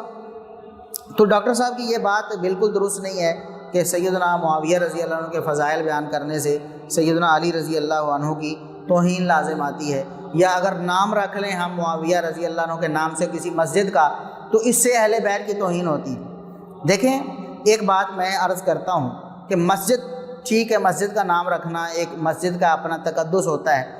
اس کا نام رکھا جائے گا تو اس نام کا بھی تقدس شو ہوگا جس نام سے مسجد بنائی گئی ہے، ٹھیک ہے، لیکن ایک مسجد سے زیادہ شان تو ایک مسلمان اور مومن کی ہے۔ آپ کو پتہ ہے جامع ترمذی میں سیدنا عبداللہ بن عمر رضی اللہ عنہما نے خانہ کعبہ کی طرف دیکھا اور فرمایا کعبہ تیری کیا شان ہے، تیرا کیا مقام ہے، لیکن ایک مومن اور مسلمان کی عزت جو ہے اس کا مقام تیرے سے زیادہ ہے۔ تو ایک مسلمان پھر کیوں نام رکھ سکتا ہے؟ پھر تو معاویہ نام پہ بھی پابندی ہونی چاہیے۔ اگر مسجد کا نام معاویہ کے نام پہ رکھنا پابندی ہے یا وہ اہل بیت کی توہین ہے نعوذ باللہ، تو پھر اگر کسی کا نام معاویہ رکھا جائے، انسان کا، مسلمان کا، مومن کا، تو پھر یہ بھی اہل بیت کی توہین ہو جائے گی گویا۔ تو یہ ڈاکٹر صاحب کس لاجک کے تحت آپ اس طرح کی باتیں کرتے ہیں؟ ہماری سمجھ سے تو بالکل بالا تر ہے کہ اگر آپ احترام کرتے ہیں، واقعی آپ نام لیتے ہیں بار بار کہ سیدنا معاویہ رضی اللہ عنہ صحابی ہیں، ان کی تعظیم ہے، ان کا احترام ہے، ہم پر لازم ہے، ٹھیک ہے، تو پھر احترام کا یہ تقاضا کہاں ہے کہ ان کا نام لینے پر ہی پابندی لگا دیجیے کہ کسی مسجد کا نام آپ نے مسجد معاویہ نہیں رکھنا،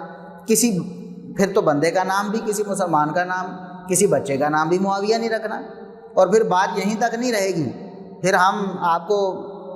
پھر یہ ہم عرض کرتے ہیں کہ نشانہ جو ہے صرف سیدنا معاویہ رضی اللہ عنہ کیوں ہیں؟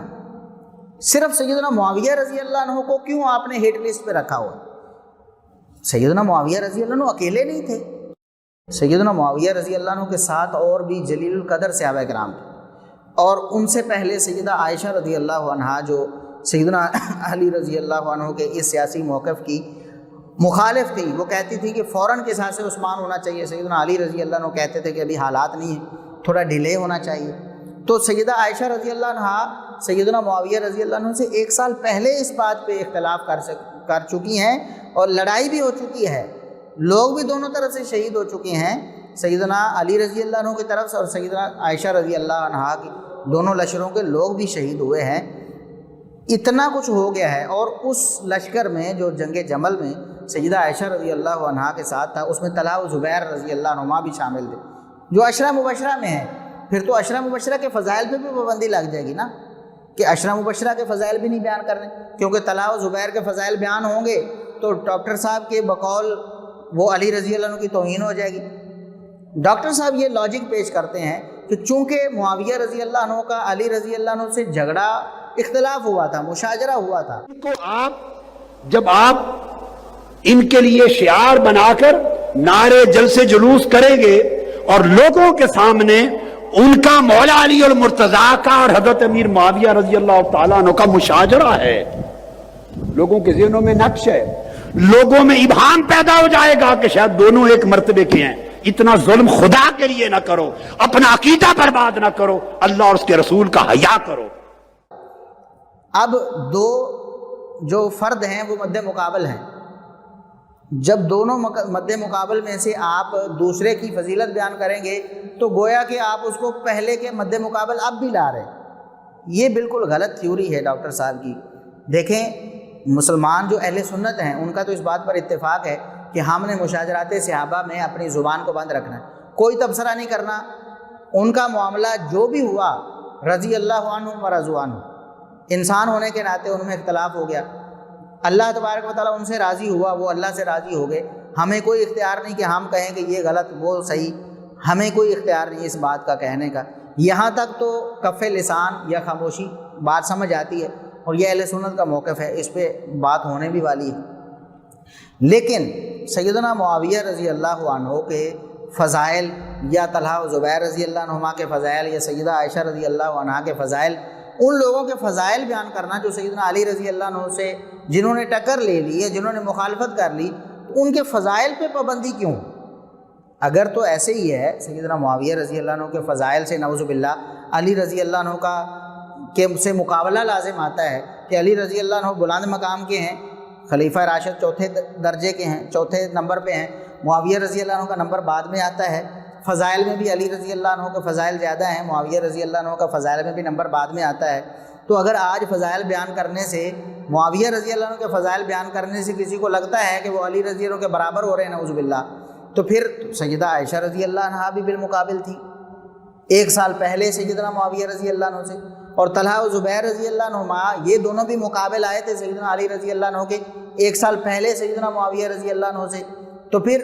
ان کے فضائل پہ بھی پابندی ہونی چاہیے۔ آپ یہ بھی کہیں کہ سیدہ عائشہ رضی اللہ عنہا کے فضائل نہیں بیان کرنے کیونکہ ان کا سیدنا علی سے مشاجرہ ہوا تھا، اور چونکہ ان کا علی رضی اللہ عنہ سے مشاجرہ ہوا تھا، اب آپ فضائل بیان کریں گے تو یوں لگے گا کہ آپ برابر کر رہے ہیں۔ غلط بات ہے ڈاکٹر صاحب، بالکل نہ لاجیکلی، نہ عقلی طور پر، نہ نقلی طور پر، کسی طور پر یہ درست نہیں ہے۔ سیدہ عائشہ رضی اللہ عنہا کے فضائل آپ بھی مانتے ہیں، بیان بھی کرتے ہیں، طلحہ و زبیر رضی اللہ عنہما عشرہ مبشرہ میں ہیں، یہ فضیلت تو ہر مسلمان کو ازبر ہے، بیان بھی کرتے ہیں، سنتے بھی ہیں، پڑھتے بھی ہیں، لکھتے بھی ہیں۔ تو صرف سیدنا معاویہ رضی اللہ عنہ کے فضائل کو بیان کرنے میں کیوں مسئلہ آتا ہے؟ تو سوال یہ ہے کہ نشانہ صرف سیدنا معاویہ رضی اللہ عنہ کیوں ہے؟ اس سوال کا کیا جواب ہے؟ کوئی جواب نہیں۔ ظاہر ہے کہ یہ اس کی بنیاد ہی غلط ہے، ایسا ہے ہی نہیں۔ سیدنا معاویہ رضی اللہ عنہ کے جو فضائل ہیں وہ علی رضی اللہ عنہ کے فضائل جیسے نہیں ہیں، تو کیسے ان کی برابری لازم آئے گی؟ یا کیسے کسی کے ذہن میں یہ بات جائے گی کہ ہم علی رضی اللہ عنہ کے مقابل لا رہے ہیں؟ سیدنا علی رضی اللہ عنہ کا 4تھا نمبر ہے، سیدنا معاویہ رضی اللہ عنہ کا بعد والا نمبر ہے۔ جب ہم فضیلت بیان کریں گے تب بھی یہ نہیں کہیں گے کہ علی رضی اللہ عنہ کے مقابل کی فضیلت ہے یا اس سے زیادہ ہے، بلکہ ہم کہیں گے کہ یہ علی رضی اللہ عنہ کی فضیلت، یہ معاویہ رضی اللہ عنہ کی فضیلت ہے۔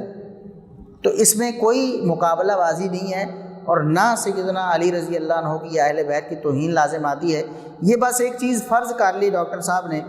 اور خام خواہ اس بات کو فرض کر لیا اور پھر اس پر زور دینا شروع ہو گئے۔ یہ گویا کہ خود بین لگانا چاہتے ہیں کہ معاویہ کا نام لینے پر بھی پابندی ہونی چاہیے۔ ڈاکٹر صاحب ایسے کیسے ہو سکتا ہے؟ اہل سنت نے تو جا بجا نام لیے ہیں، اور آگے ہم ذکر کریں گے۔ یہ تو آپ کہتے ہیں کہ آپ کو 1300 سال یا 1200 سال میں ایسا کہیں نظر نہیں آیا،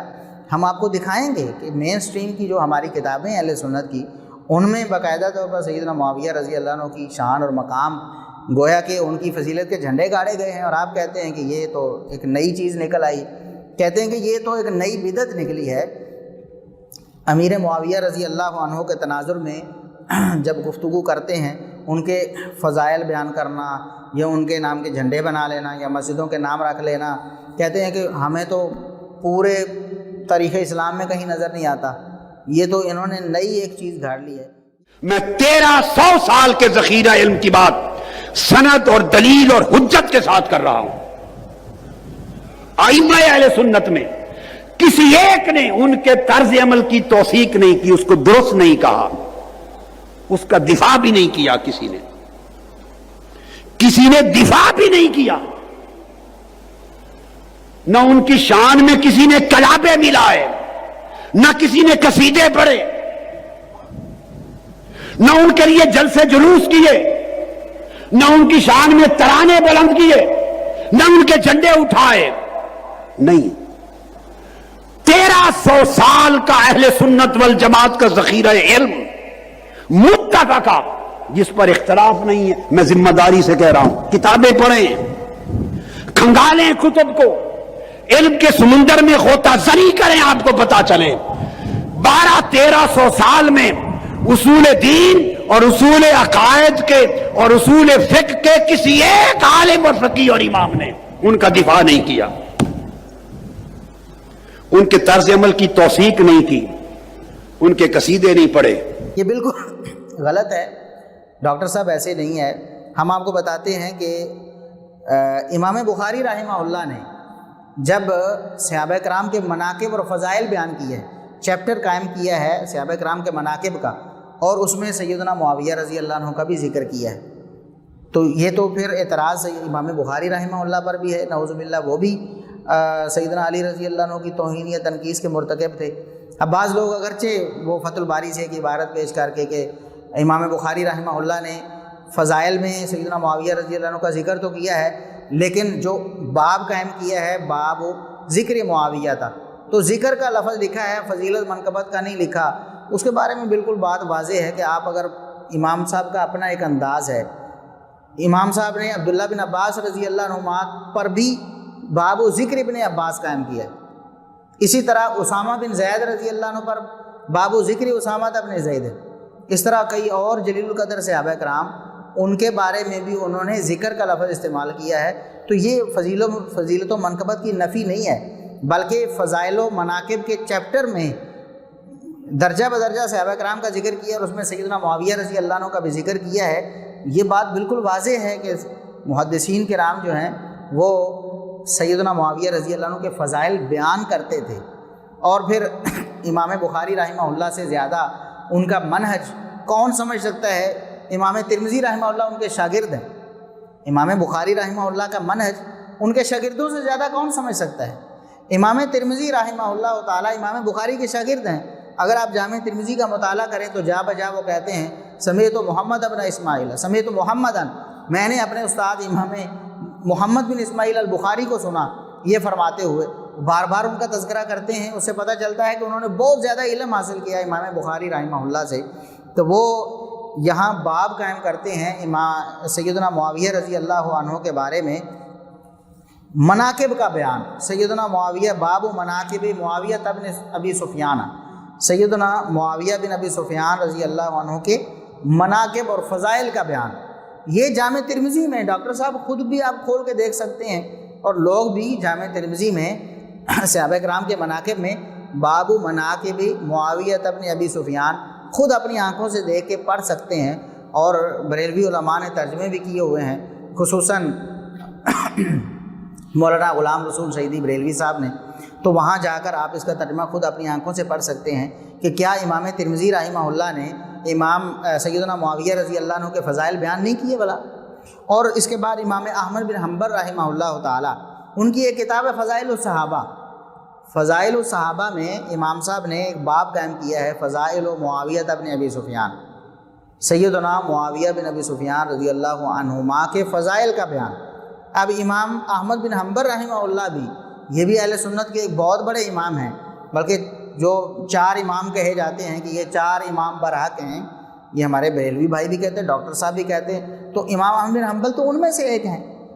وہ بھی کہہ رہے ہیں فضائل معاویہ بن ابی سفیان۔ ابھی بھی ڈاکٹر صاحب کہتے ہیں کہ 1300 سال یا 1200 سال کی تاریخ میں انہیں کوئی نظر نہیں آیا جو سیدنا معاویہ رضی اللہ عنہ کے نام کے نعرے مارتا ہو یا ان کے نام کے قصیدے پڑھتا ہو۔ اب یہ قصیدے نہیں ہیں کہ سیدنا معاویہ کے فضائل پہ پورا چیپٹر قائم کرنا، امام بخاری سے لے کر امام ترمذی سے، امام بن حنبل رحمۃ اللہ علیہ بھی، اور دیگر بھی بعد میں بھی بہت سارے محدثین آئے ہیں جنہوں نے سیدنا معاویہ رضی اللہ عنہ کے فضائل بیان کیے ہیں۔ امام ابن عساکر رحمہ اللہ تعالیٰ ایک حدیث کے بارے میں کہتے ہیں سیدنا معاویہ رضی اللہ عنہ کے فضائل میں صحیح ترین احادیث میں یہ حدیث بھی ہے۔ اسی طرح امام ابن ابی دنیا رحمہ اللہ تعالیٰ ہیں، انہوں نے ایک کتاب اسپیشل، اس کا نام لکھا باب حلم و معاویہ، سیدنا معاویہ رضی اللہ عنہ کی بردباری اور ان کا حلم، اس پر انہوں نے اسپیشل کتاب لکھ دی۔ تو کیا یہ جھنڈے گاڑنا نہیں ہے؟ یہ سیدنا معاویہ رضی اللہ عنہ کے نام کے قصیدے پڑھنا نہیں ہے؟ کیوں پابندی لگاتے ہیں ڈاکٹر صاحب؟ مسئلہ یہ ہے کہ جب ہر صحابی کے فضائل بھی ہیں، آپ مانتے ہیں کہ ان کے فضائل مناقب ثابت ہیں اور قرآن و سنت سے ثابت ہیں، قرآن و سنت سے سیدنا معاویہ رضی اللہ عنہ کے فضائل ثابت ہیں۔ اب ہم تفصیل میں نہیں جاتے، ورنہ تو 1 گھنٹہ ایک لیکچر کیا کئی گھنٹے کئی دن چاہیے سیدنا معاویہ رضی اللہ عنہ کے فضائل کو کھول کر بیان کرنے کے لیے، لیکن میں ایک دو اشارہ کرتا ہوں۔ قرآن کریم میں بھی ہے، جیسا کہ سورۃ النصر ہے، اذا جاء نصر اللہ والفتح، کہ اے نبی اس وقت کو یاد کریں جب اللہ کی مدد اور فتح آئی، وَرَأَيْتَ النَّاسَ يَدْخُلُونَ فِي دِينِ اللَّهِ أَفْوَاجًا، آپ نے دیکھا لوگوں کو کہ اللہ کے دین میں فوج در فوج داخل ہو رہے تھے۔ تو یہ ان لوگوں کے بارے میں ان کی فضیلت ہے، ان کی شان اور ان کا مقام ہے جو فتح مکہ کے موقع پر مسلمان ہوئے۔ فتح مکہ ہوا، لوگ جوک در جوک مسلمان ہونے لگے۔ اب بعض لوگ تو کہتے ہیں جی وہ تو تلوار کے زور پہ مسلمان ہو گئے کیونکہ مکہ فتح ہو گیا، انہیں ڈر تھا کہ ہمیں قتل کر دیا جائے گا، اس لیے نعوذ باللہ وہ مسلمان ہو گئے۔ قرآن کیا کہتا ہے، وَرَأَيْتَ النَّاسَ يَدْخُلُونَ فِي دِينِ اللَّهِ أَفْوَاجًا،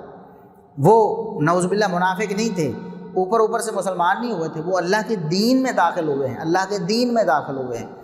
یہ سیدنا معاویہ رضی اللہ عنہ بھی ان میں شامل ہیں۔ اسی طرح دوسرے مقام پر سورہ حدید میں آیت نمبر 10 میں اللہ تبارک و تعالیٰ نے ارشاد فرمایا کہ جو لوگ فتح سے پہلے مسلمان ہوئے اور انہوں نے قتال کیا، مال خرچ کیا، بعد والے ان کے برابر تو نہیں ہو سکتے، جو فتح کے بعد مسلمان ہوئے ان کے برابر نہیں ہو سکتے، لیکن وَكُلًّا وَعَدَ اللَّهُ الْحُسْنَىٰ، اللہ نے سب کے ساتھ جنت کا وعدہ کیا، سب کو جنت میں اللہ نے داخل کرنا ہے۔ تو جن کے لیے جنت پکی ہوگی یہ فضیلت ہے، تو یہ قرآن میں بیان ہوئی۔ اس کے علاوہ قرآن کریم کی اور بھی آیات ہیں اور نبی کریم صلی اللہ علیہ وسلم کی احادیث بھی ہیں، خصوصاً سیدنا معاویہ رضی اللہ عنہ کے بارے میں نام لے کر بھی، یا اللہ تو معاویہ کو علم و کتاب سکھا دے، اللہم علمہ الکتاب، اسی طرح اللہم اجعلہ ہادیا مہدیا، اللہ انہیں ہادی و مہدی بنا دے۔ یہ دعائیں بھی نبی کریم صلی اللہ علیہ وسلم نے نام لے کر سیدنا معاویہ رضی اللہ عنہ کے لیے کی ہیں۔ اور پھر فرمایا اول جیش من امتی یغزون البحر قد اوجبوا، صحیح بخاری و مسلم کی حدیث ہے کہ سب سے پہلا لشکر جو غزوہ بحر کرے گا میری امت میں سے، انہوں نے اپنے لیے جنت کو واجب کر دیا۔ اور صحیح مسلم کی ایک حدیث کے الفاظ ان کے مطابق نبی کریم صلی اللہ علیہ وسلم نے فرمایا کہ میں نے خواب میں، انبیاء کے خواب وہی ہوتے ہیں، تو اللہ نے وہی کر کے بتایا کہ جو لوگ پہلا غزوہ بحر کریں گے وہ جنت میں تختوں پر گویا ٹیکیں لگائے ہوئے۔ تو نبی کریم صلی اللہ علیہ وسلم نے فرمایا میں نے خود دیکھا، خواب میں دیکھا، یہ وہی ہوتا ہے اللہ کی طرف سے۔ تو وہی کی گئی کہ وہ لوگ جو غزوہ بحر کرنے والے ہیں وہ جنت میں تختوں پر بادشاہوں کی طرح ٹیکیں لگائے ہوئے ہیں، اور ہر سپاہی جو ہے وہ اس بشارت کا مستحق ہے۔ تو سیدنا معاویہ رضی اللہ عنہ تو سپہ سالار تھے اس غزوے کے، وہ کیوں نہیں اس میں شامل؟ بہرحال فضائل، تو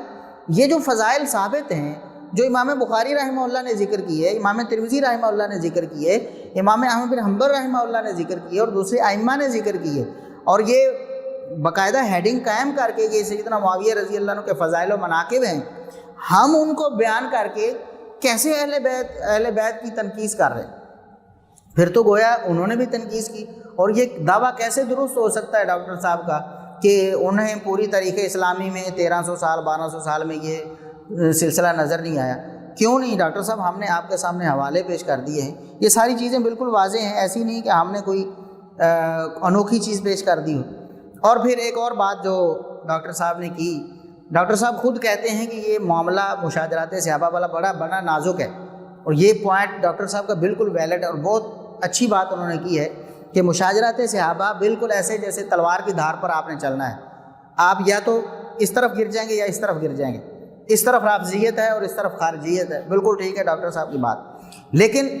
خود بعد میں انہیں احساس ہوا کہ میں جو باتیں کر چکا ہوں شاید میں ایک طرف جھک گیا تھا، انہوں نے پھر علماء و مشائخ کو منع کر دیا کہ آپ نے کبھی اس بارے میں لب کشائی نہیں کرنی، آج کے بعد میں بھی نہیں کروں گا۔ لیکن ڈاکٹر صاحب جو بات آپ کر چکے ہیں کم از کم اس کی تو آپ وضاحت کرتے، لوگوں کے سامنے ان کو بتاتے کہ یہ بات غلط ہو گئی۔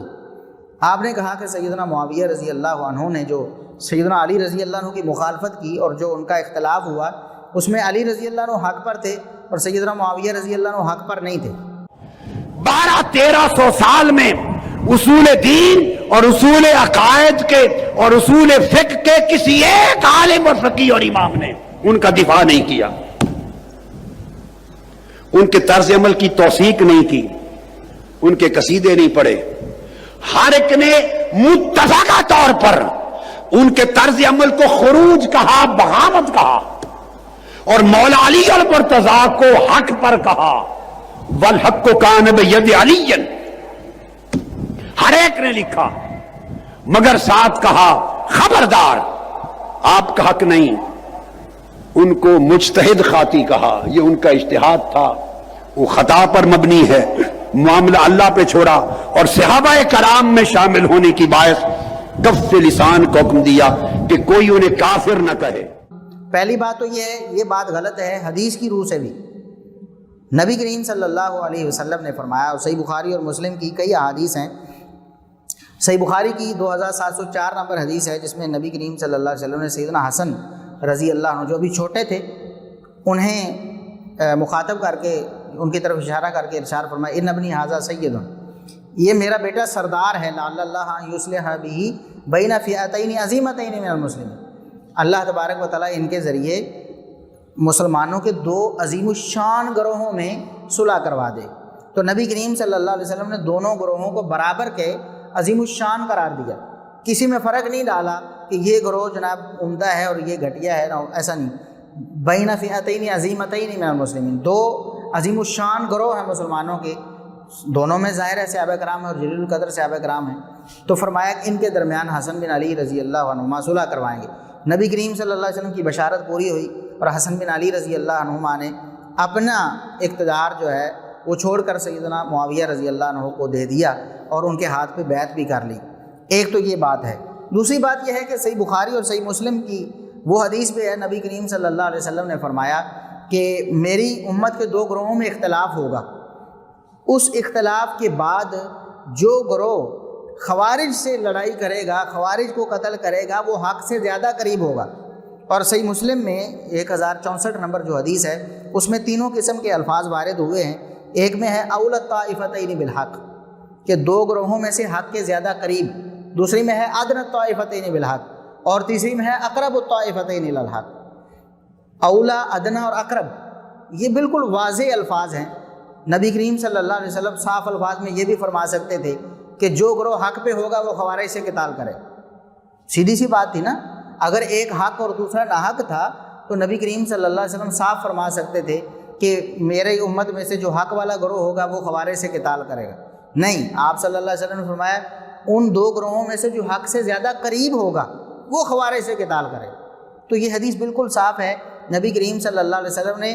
حق کا حصہ سیدنا معاویہ رضی اللہ عنہ کے گروہ کو بھی دیا ہے. اگرچہ زیادہ حصہ حق کا سیدنا علی رضی اللہ عنہ کے پاس تھا, تھوڑا حصہ سیدنا معاویہ رضی اللہ عنہ کے گروہ پہ تھا, لیکن تھے دونوں حق پہ. ڈاکٹر صاحب کہتے ہیں کہ جو کہے کہ وہ بھی حق, وہ بھی حق, وہ بھی صحیح, وہ بھی صحیح, وہ تو نعوذ باللہ خارجی ہے, وہ ناسبی ہے, اور وہ قرآن و سنت کا دشمن ہے, یا وہ اہل سنت کے منہج پر نہیں ہے. حالانکہ یہ تو حدیث بتا رہی کہ سیدنا معاویہ رضی اللہ عنہ کا گروہ بھی حق پہ تھا, لیکن علی رضی اللہ عنہ زیادہ حق پہ تھے, باطل پہ کوئی نہیں تھا. اب دوسری بات جو ڈاکٹر صاحب نے کی ہے جو انتہائی خطرناک ہے, وہ یہ کی کہ ائمہ دین جو گزرے ہیں اہل سنت کے, انہوں نے سیدنا معاویہ رضی اللہ عنہ کو اجتہادی خطا پر کہا ہے, بلکہ انہوں نے کہا کہ انہوں نے انہیں خارجی اور باغی لکھا ہے. سیدنا معاویہ رضی اللہ عنہ کے عمل کو خروج اور بغاوت قرار دیا ہے, باغی لکھا ہے انہوں نے. پہلی بات تو یہ ہے کہ عربی زبان کا لفظ ہے, اور آپ جو لوگ عربی سے تھوڑا سا بھی تمسک رکھتے ہیں انہیں اس بات کا علم ہے کہ ایک لغوی معنی ہوتا ہے اور ایک اصطلاحی معنی ہوتا ہے, اور بسا اوقات لغتاً وہ لفظ استعمال ہوتا ہے, اصطلاحی معنی نہیں ہوتا. اور اس کی مثالیں قرآن و سنت میں بہت سی بکھری پڑی ہیں, ہم ابھی طوالت کے خوف سے ان میں نہیں پڑھتے. تو کہتے ہیں انہوں نے خروج اور بغاوت کہا سیدنا معاویہ رضی اللہ عنہ کے طرز عمل کو, کسی نے ان کا دفاع نہیں کیا. یہ بات بالکل غلط ہے. پہلی بات تو یہ ہے کہ جہاں تک خروج اور بغاوت کا تعلق ہے, خروج اور بغاوت ہوتی ہے عداوت کی وجہ سے. جو شخص قرآن و سنت کی روح سے اپنے آپ کو سمجھ رہا ہے کہ میں بالکل صحیح ہوں. اب سیدہ عائشہ رضی اللہ عنہا, ان کے بارے میں آپ کیا کہیں گے؟ سیدنا طلحہ و زبیر رضی اللہ عنہما کے بارے میں کیا کہیں گے؟ ڈاکٹر صاحب جب بھی آپ بات کرتے ہیں صرف سیدنا معاویہ رضی اللہ عنہ کا ذکر کرتے ہیں. اس معاملے میں اور بھی صحابہ کرام تھے. سیدہ عائشہ رضی اللہ تعالیٰ عنہا تھی, طلحہ و زبیر تھے, سیدنا مغیرہ بن شعبہ تھے, سیدنا عمر بن عاص تھے رضی اللہ عنہم اجمعین. یہ سارے صحابہ تھے نا جو سیاسی حوالے سے سیدنا علی رضی اللہ عنہ کی مخالفت کر رہے تھے. لیکن آپ بار بار نشانہ پھر سیدنا معاویہ رضی اللہ عنہ کو ہی بنا لیتے ہیں. تو کہتے ہیں کہ سیدنا معاویہ رضی اللہ عنہ ان کا جو ان کی شان ہے، ان کا مقام ہے، وہ بیان کرنا علی رضی اللہ عنہ کی توہین ہے، باقیوں کا بیان کرنا کیوں اور کیسے توہین نہیں ہے؟ وہ کہتے ہیں کہ سیدنا معاویہ رضی اللہ عنہ کو خروج اور بغاوت کا مرتکب قرار دیا ہے ائمہ دین نے۔ تو میرا سوال یہ ہے ڈاکٹر صاحب کہ سیدنا معاویہ رضی اللہ عنہ تک ہی کیوں؟ سیدہ عائشہ رضی اللہ عنہا کا عمل کیا تھا؟ کیا وہ بھی خروج اور بغاوت تھا؟ اگر نہیں تو کیوں؟ سیدنا طلحہ و زبیر رضی اللہ عنہما کا عمل کیا تھا جنہوں نے سیدنا معاویہ رضی اللہ عنہ سے 1 سال پہلے وہی عمل کیا تھا؟ ان کا وہ عمل خروج اور بغاوت تھا یا نہیں؟ اگر نہیں تو پھر سیدنا معاویہ رضی اللہ عنہ کا 1 سال بعد وہی عمل خروج اور بغاوت کیسے بنا؟ ایک بات۔ دوسری بات، آپ کہتے ہیں کہ دفاع نہیں کیا، کیوں نہیں کیا؟ شارحین حدیث محدثین دفاع کرتے آئے ہیں شروع سے لے کر۔ وہ کہتے ہیں کہ سیدنا معاویہ رضی اللہ عنہ کا یہ اقدام اجتہادی تھا، اور اللہ تبارک و تعالیٰ اجتہاداً کسی عمل پر کم از کم 1 اجر ضرور دیتے۔ اہل سنت کی ائمہ تو کہتے ہیں کہ کم از کم 1 اجر ملا ہے سیدنا معاویہ رضی اللہ عنہ کو۔ آپ کہتے ہیں کہ جی انہوں نے کہا کہ خروج اور بغاوت تھا۔ لغتاً خروج اور بغاوت تو کہا جا سکتا ہے کہ خلیفہ برحق سے اختلاف کیا انہوں نے، لغوی اعتبار سے آپ اس کو خروج کہیں، اپنے گھر سے کوئی نکلے یہ بھی خروج ہے لغوی اعتبار سے، خلیفہ وقت سے اختلاف کرے اس کو بھی لغوی اعتبار سے خروج کہہ لیں۔ بغاوت حد سے گزر جانا، یہ لغوی معنی بھی ہے، کسی کا ایک چیز کو چھوڑ کر دوسری چیز کی طرف چلا جانا۔ سیدنا معاویہ رضی اللہ عنہ نے سیدنا علی رضی اللہ عنہ کے اس فیصلے کو چیلنج کر دیا، اس کو لغتاً بغاوت کہہ لیں آپ، لیکن آپ جس سینس میں لوگوں کے سامنے پیش کر رہے ہیں اردو زبان میں خروج اور بغاوت ایک ایسا لفظ ہے جس کے پیچھے قباحت اور شناعت ہی ہے، جس میں کوئی اچھائی اور خوبی نہیں ہے۔ آپ مجھے بتائیں خارجی اور باغی کو کوئی اجر ملتا ہے؟ خارجی اور باغی وہ لوگ تو اسلام کے ہاں مجرم ہیں۔ جو خارجی ہوتا ہے، نبی کریم صلی اللہ علیہ وسلم نے تو فرمایا ہے کہ یہ لوگ بدترین لوگ ہیں، ان کو قتل کرنا بھی بہت بڑا اجر کا کام ہے، اور یہ جہنم کے کتے تک بھی کہا گیا انہیں۔ تو خارجی اور باغی کا لفظ ہماری سینس میں جو بولا جاتا ہے یہ اصطلاحی طور پر بولا جاتا ہے۔ اب جو آپ کے الفاظ سن رہا ہے ڈاکٹر صاحب، وہ شخص تو نہیں جانتا کہ ان الفاظ کے کوئی لغوی معنی بھی ہیں۔ تو سیدنا معاویہ رضی اللہ عنہ کو اس طرح مجرم بنا کر پیش کیا ہو کسی نے، یا ان کے عمل کو گناہ قرار دیا ہو، معصیت قرار دیا ہو، کوئی ایک بھی آپ پیش نہیں کر سکتے۔ آپ نے کہا کہ اس عمل کا دفاع جو ہے وہ اہل حدیث بھی نہیں کرتے، بریلوی، دیوبندی، شافعی، مالکی، شافعی، حنبلی کوئی بھی نہیں کرتے۔ ہم کہتے ہیں کہ سب کی صفائی ہمیں دینے کی ضرورت نہیں، سب صفائی دے بھی چکے ہیں، سب کے ہاں ایسا ہے بھی نہیں۔ سب یہ سمجھتے ہیں کہ سیدنا معاویہ رضی اللہ عنہ کے اقدام کا دفاع کیا جائے گا، بطور تان اسے پیش نہیں کیا جا سکتا، نہ انہیں ان کے عمل کو جرم قرار دیا جا سکتا ہے۔ اور یہ بات میں صرف ایک حوالہ مولانا احمد رضا خان بریلوی صاحب کا پیش کروں گا، چونکہ آپ اس سلسلے سے تعلق رکھتے ہیں، بریلوی سلسلے سے آپ کا تعلق ہے، اور آپ احمد رضا خان بریلوی صاحب کو اپنا مقتدا و پیشوا بھی مانتے ہیں۔ تو ان سے سوال ہوا، میں لفظ بلفظ فتاوی رضویہ کی عبارت پہ پڑھ کر آپ کو سناؤں گا۔ پوچھا گیا کہ کیا حضرت معاویہ رضی اللہ عنہ بمقابلہ حضرت علی کرم اللہ وجہہ باغی اور خطا کار تھے، یا بطور اجتہاد ان کی رائے مختلف تھی؟ احمد رضا خان بریلوی صاحب سے سوال ہوا کہ علی رضی اللہ عنہ کے مقابلے میں سیدنا معاویہ رضی اللہ عنہ کو باغی اور خطا کار قرار دیا جائے گا، باغی اور جرم وار یا خطا کار قرار دیا جائے گا، یا کہا جائے گا کہ بطور اجتہاد ان کی رائے مختلف ہو گئی تھی اور ان پر بدنجتی اور عصیان کا الزام عائد نہ ہوگا؟ یہ سوال ہوا۔ جواب میں احمد رضا خان بریلوی صاحب فرماتے ہیں کہ بلا شبہ ان کی خطائے اجتہادی تھی۔ کہتے ہیں نہ وہ بغاوت تھی، نہ اس کو آپ جرم کہہ سکتے ہیں، نہ معصیت کہہ سکتے ہیں، نہ اللہ کی نافرمانی کہہ سکتے ہیں۔ ان کی خطائے اجتہادی تھی، اور اس پر الزام معصیت اس ارشاد الہی کے صریح خلاف ہے۔ کہتے ہیں کہ سیدنا معاویہ رضی اللہ عنہ کا جو عمل علی رضی اللہ عنہ کے مقابل آنے کا تھا یا ان کے سیاسی مخالف ہونے کا تھا، اس عمل کو جو کہتا ہے نا کہ یہ گناہ تھا، ایسا شخص قرآن کے خلاف بات کر رہا ہے، وہ قرآن کریم کی نافرمانی کر رہا ہے۔ قرآن نے بھی یہ کہا ہے کہ معاویہ رضی اللہ عنہ کا جو یہ اقدام تھا وہ غلطی تھی، لیکن اجتہادی، اس کو گناہ نہیں قرار دیا جا سکتا، اور نہ باغی اور خطا کار کہا جا سکتا ہے۔ اس سے یہ بات تو بالکل واضح ہوگی ڈاکٹر صاحب کہ مولانا احمد رضا خان بریلوی صاحب کے نزدیک نہ سیدنا معاویہ رضی اللہ عنہ کو باغی کہا جا سکتا ہے، نہ خطا کار کہا جا سکتا ہے، نہ ان کے عمل کو معصیت کہا جا سکتا ہے، اور یہی اہل سنت کا موقف ہے۔ آپ کے جو الفاظ ہیں اس موقف کے بالکل برعکس ہیں۔ آپ اگر اپنے الفاظ کو دوبارہ غور سے سنیں، ہم کوشش کریں کہ انہیں ریپیٹ بھی کر دیں، کہ آپ نے کہا کہ لوگوں نے یا علماء نے یا اہل سنت نے ہمیشہ سیدنا معاویہ رضی اللہ عنہ کو باغی اور خارجی کہا ہے، ان کے عمل کو خروج اور بغاوت کہا ہے۔ بالکل ایسا نہیں ہے۔ یہ بات پہلے ائمہ تو درکنار احمد رضا خان بریلوی صاحب بھی نہیں کہتے، وہ بھی اس بات کی اجازت نہیں دیتے کہ سیدنا معاویہ رضی اللہ عنہ کو باغی یا خطا کار کہا جائے، ان کے عمل کو معصیت یا خروج کہا جائے۔ بالکل یہ بات تو مسلک بریلویت کے بھی خلاف ہے، مسلک اہل سنت کے خلاف تو ہے ہی۔ تو بہرحال یہ ایک بات تھی۔ ایک آخری بات جو ہم یہاں عرض کرنا چاہتے ہیں اور اپنی بات کو مکمل کرتے ہیں کہ ڈاکٹر طاہر القادری صاحب نے ایک مفروضہ جو بنایا ہے کہ صحابہ کرام کے مشاجرات میں اپنی زبان کو بند رکھنا ہے۔ کف لسان کا جو حکم ہے اس کا جو مطلب اور مفہوم ڈاکٹر صاحب نے بیان کیا ہے وہ بالکل غلط ہے۔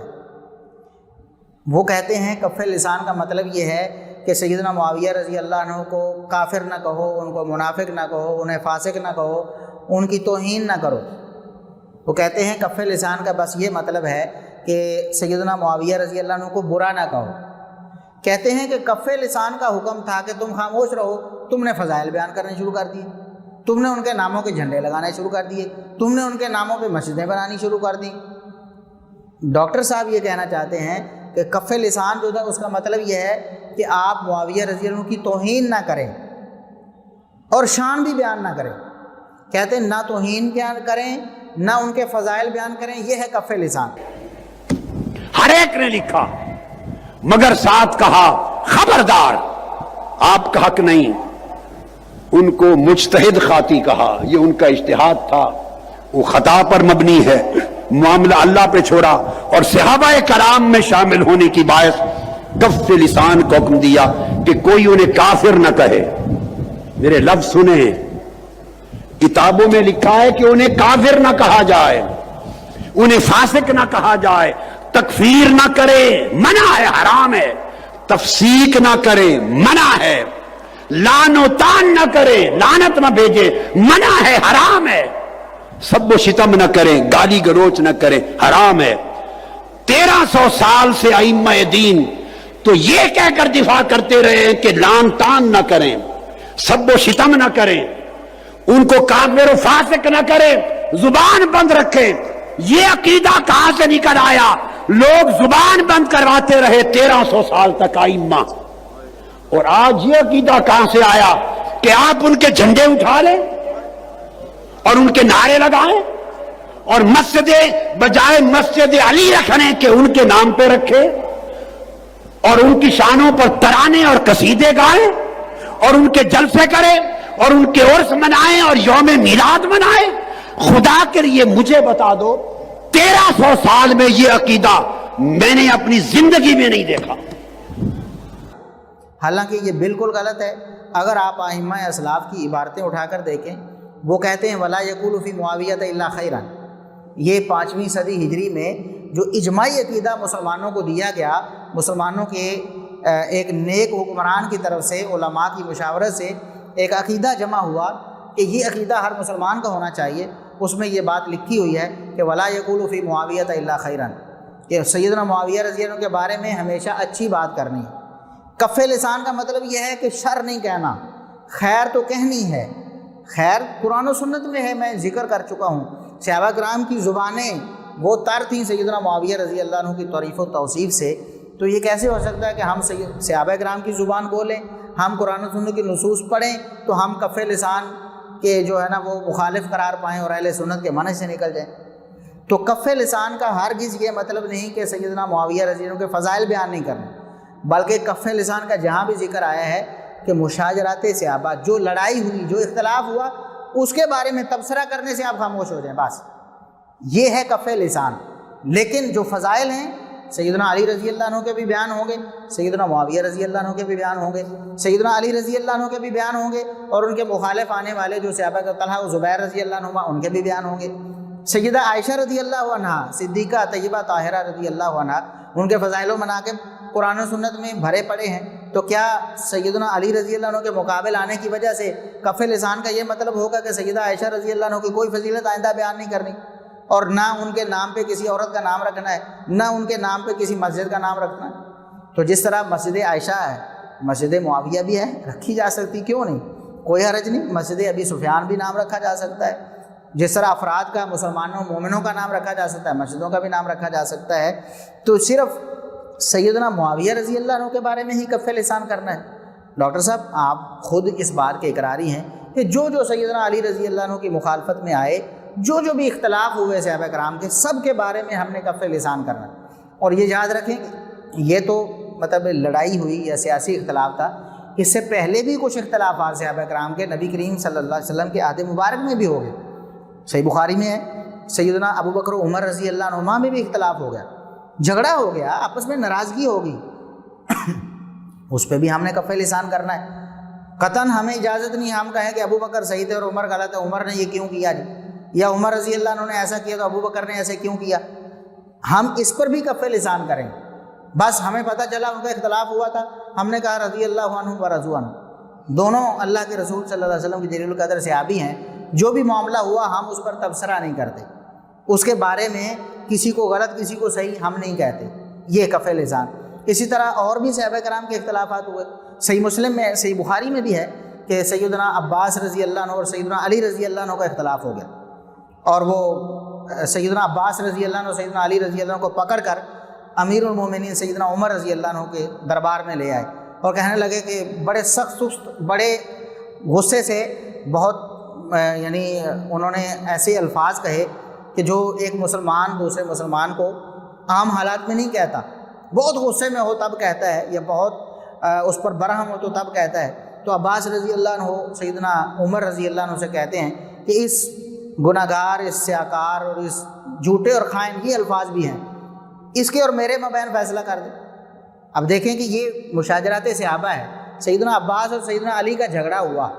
اور سیدنا عباس نے ان کے بارے میں سخت الفاظ بھی بہت سخت کہہ دیے۔ معاذ اللہ ہم تو نہیں کہہ سکتے، ہم اگر کہیں تو ہمارا تو ایمان ہی چلا جائے گا۔ سیدنا علی رضی کے بارے میں جھوٹا یا خائن یا سیاکار یا خطا کار، دغا باز، یہ سارے الفاظ سیدنا عباس رضی اللہ عنہ نے کہہ دیے، اور صحیح مسلم میں درج ہیں۔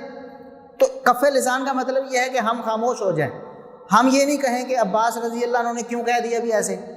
علی رضی اللہ عنہ کی تو اتنی شان تھی، یا ہم کیوں کہہ دیں کہ علی رضی اللہ عنہ نے بڑا تنگ کیا ہوگا عباس کو، چچا تھے، اس کے باوجود چچا ہو کر بھی انہوں نے اتنے سخت الفاظ کہے، اس کا مطلب ہے بہت تنگ کیا ہوگا۔ تو اس طرح کے جو تبصرے ہیں، کف لسان کا مطلب یہ ہے کہ ہم نے یہ تبصرے نہیں کرنا، بس ہم کہیں رضی اللہ عنہ و رضوا عنہ، ہم عباس رضی اللہ عنہ سے بھی راضی، علی رضی اللہ عنہ سے بھی راضی، ہم ابو بکر سے بھی راضی، عمر سے بھی راضی۔ اسی طرح کف لسان کا مطلب یہ ہے کہ جو اختلافات سیدہ عائشہ رضی اللہ عنہا اور سیدنا علی رضی اللہ عنہ کے مابین ہوئے، ہم ان پہ بھی تبصرہ نہیں کرتے، ہم سیدہ عائشہ سے بھی راضی، سیدنا علی سے بھی راضی۔ جو اختلافات طلحہ و زبیر نے سیدنا علی رضی اللہ عنہ سے کیے، ہم اس کے بارے میں بھی خاموش ہیں، اس پر کوئی تبصرہ نہیں کرتے۔ ہم کہتے ہیں علی رضی اللہ عنہ سے بھی اللہ راضی، طلحہ و زبیر رضی اللہ عنہ سے بھی اللہ راضی۔ بالکل بعین ہی کف لسان کا مطلب یہ ہے کہ سیدنا معاویہ رضی اللہ عنہ نے سیدنا علی رضی اللہ عنہ سے اختلاف کیا، اس اختلاف پر ہم کوئی تبصرہ نہیں کرتے، ہم اپنی زبان کو بند رکھتے ہیں، ہم کہتے ہیں علی رضی اللہ عنہ سے بھی اللہ راضی، معاویہ رضی اللہ عنہ سے بھی اللہ راضی، جیسا کہ قرآن و سنت میں یہ ساری باتیں مذکور ہیں۔ تو یہ ڈاکٹر صاحب کف لسان کا مطلب ہے، جو کہ آپ نے غلط طور پر اس کی تشریح کر کے لوگوں کو یہ سمجھانے کی کوشش کی کہ شاید فضائل و مناقب سے رکنا کف لسان ہے۔ قطعاً ایسا نہیں، ورنہ امام بخاری بھی کف لسان کرتے،